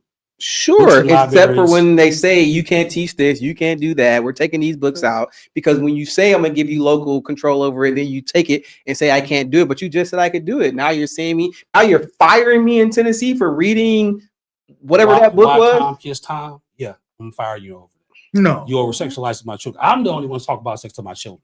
You're not the parent. Schools have gotten this thing twisted. You're not the parent. That's my child. I introduced them to what sexuality is, So not is, you. is sexuality the line? Because we was Not reading only that. Huckleberry Finn and it was all kind of niggas and niggas. Not only that, I mean, we could debate that. If Huck Finn is something we don't want to see in our books or in our schools, we say, well, I don't know if it's a model to have in the schools. I think Huck Finn has been removed from. They've been from arguing. some of that. It's been recently more, They moved it up, but to higher everything grades, is right? a conversation now. So these are the American classics, right? So again, there's I gotta look. I got a quick pushback. We about your Is it- statement about is it the facts? women. Yeah, facts of feeling. I'm not surprised that Can the you read facts are that not- thing real quick? It says that it's majority white. That's what I say white men, but white women Yeah, it says smaller. for- percentage by our He percentage. doesn't have a- I'm using the per capita argument. We have more black women who show up in education than any other, we do by our population. So I'm saying by the number of our black employees, Yeah, it's more Which is- black women. that's Which is black. Because all the women. education is talking about sure. all black women Sure. are educated. So Right. And I think the Yeah. confusion is that he said union and we're taking it as he meant union, and you're just saying union education. educationally. No, that's what I, That's what she said. Okay. She said it's Oh, okay. more white men than the teachers. union. white women. White women. White women. It's women overall. Because there's And more it's white More women white women. in the country, in Well, the by in MPS. percentage-wise, we have Sure. more black women. And my only argument is this: Yeah. you got black women in there, you make some noise. And what they do? What they doing? Well, that's a conversation. Yeah, Well, that's that's conversation. definitely always a one of my conversation. big- Yeah. That's one of my biggest issues. That's a conversation. Yeah. Shoot. So, are That's you- a conversation? are you able to come back next week, sir? I should be able to. It's Tuesday, right? Yeah. Yeah, We got my son to be on Christmas break by then. So yeah. Okay, Jordan, can we tag you in? You should make me a permanent. I'm not. No, this is no. Yeah, I think so. Okay. Yeah, I'll be here. Yeah. Trial? Jordan. I'm on a hibernation Monday and Tuesday. So no. Oh, okay. Christmas break Okay. for you. Christmas Okay. break. Yeah. Hey, Merry Christmas, y'all. Yeah, Merry Well, Christmas. Merry Christmas to you Happy too, holidays. sir. I'll be back before And Christmas. thank you. I'll be Yeah, back before I think these conversations are Well, again, fruitful. They're I'm productive when it's done I like think- this, I think right? in the end, Like when it's Yeah. an actual conversation and it's not right. Like this is when it's fun. Yeah. Yeah. This is when it's Well, That informative. other And, Republican. like Trav just be talking I sometimes. just, Yeah, I but just, we just, Trav just be we just, saying. we just have to Travis got continue some good pushing points. back I mean, He against do, but the way nonsense. that you can be like Travis a lot. I love him. I love him. I love him to death. I've known him a long time, but Listen. Trav can be a lot. Me And my audience loved him too. And if he Everybody was here, keep I acting tell with him you can be a we lot. waiting to we meet him. probably are very close in our positions. Maybe presentations may be a little different. We're very close in our positions as a conservatives, as Mhm. MAGA. I don't think Travis necessarily MAGA like that, but he's a Yeah. conservative Republican. Gun rights, abortion issues, maybe we may have a difference there. Legalization of No, he be keeping marijuana, all them back. legalization of marijuana may be a difference there. Keep it. All seven or Gotcha. whatever All number the we baby had. mamas. Five. And the baby mama. So I think in the end, I'm not I can get pretty shock jockeys myself, but this is my No. this is my first time coming. I got to behave. So y'all No, It's time to- You could have came in and turned up. I think, That's just, what, you know. again, I think there are very few issues that I agree with liberals on. Very few. I think there's a difference between a liberal and a Democrat. I'm not a Most- I am most black- not capital NOT a liberal. Most black folk are Democrats. They're not necessarily liberal. I'm a Mhm. church guy myself, so I see Me too. the quandary the church vote has. They try to separate their vote from their faith, and it's hard for them to walk that walk. Mhm. It's hard for them. You said you're a faith man? I am. Oh, we're gonna talk about that Yeah, next week. most then, too. most Yeah. black people are conservative by nature of their Well, religion, again, right? But they Absolutely. don't Yeah. vote. Yes. That way. They True. vote- they- see, and that's the slippery slope. That's why they have a But problem. black folks are also indoctrinated into Democrats. So Absolutely. like we not Absolutely. even like that's a whole different So conversation. I believe I'm a free thinker. I know I'm gonna get maybe a little hot from y'all next week, but I think free thinking black men are the solution to our community. Absolutely. I agree. I think Absolutely. Now that we can all So collectively Project- agree So on. my project winning leader that we had in this last election, we didn't go out to try to win Milwaukee to have them vote for Trump. We went out to turn hearts and minds, primarily minds of young black men under 50. Because we knew if we could move the needle here in Wisconsin, Milwaukee, we had a chance to win the nation, country. Not only that, we had conversations with a lot of the brotherhoods Yeah. out here, the organizations, Mhm. the fellas, Muslim brothers, the Morris American guys. A lot of our platform, there were things they had questions about, but a lot of them, was rocking with. A lot of these guys who are fellas, ex-felons, so they all paper, didn't know they can vote. So Yeah. we approached these guys, they were very much into the Trump campaign, I- the Republicans. And so I think my biggest weapon, I think this is why on some levels I may be hated in Milwaukee or for Democrats, because I understand the language of black men and black women too. Why in the world, as a black woman, I said this earlier, living in Hillside or, West Lawn, working 2 part-time jobs, and the city had the nerve to raise rents, Mhm. property taxes. Right. And they got to get butt naked and have a blood sample to get $35 more food stamps. When you Mhm. have others come to this country, other women from other nations can get a year in a hotel, Yeah. Mhm. 35,000, 3,500 on a Yeah. car. But these American black women, okay. I just want to say that that's where I agree on a strategic level. what the Republican, conservative, whatever party decided to do in Say Orlando did it. Orlando, sure, Orlando, There you but God. there is a lack of strategic plan from the Democratic Party that we see in urban areas, not Yep. just in Milwaukee. That I feel like that is a great reason. That's What is when you tell black men to shut up and sit down? you shouldn't do that. You know, when That's- you you talk guys- down so- to black men, Right. So what we can take from the conservative party, from you guys, is that strategy can be duplicated. And then if we duplicate it, then is what is the best message? well, you can't get So- them back. So I think part of the problem is this: the Democrats have already had the trust of black people. They failed black people, and that's the problem. So Republican and the conservative migrant party is We never had trumping them up. we've never had the trust. But so you are therefore, they're seeing open. successes. I mean, right now? but you just said earlier, just a second ago, that you shouldn't tell black men to just go somewhere and sit down. But your president literally told Colin Kaepernick, who was peacefully protesting, and called him a son of a bitch, and told him to go sit down. So I mean, I'm just saying. I would have told them to go sit down too. Okay. Well, this is gonna be for that's gonna be for another conversation. We thank y'all for tuning in. Thank you. Tune back in next week for part 2 of this. Y'all have a good night. Thank you. Hi, Mom. Peace. I like you guys. That was good, man. Good conversation, man.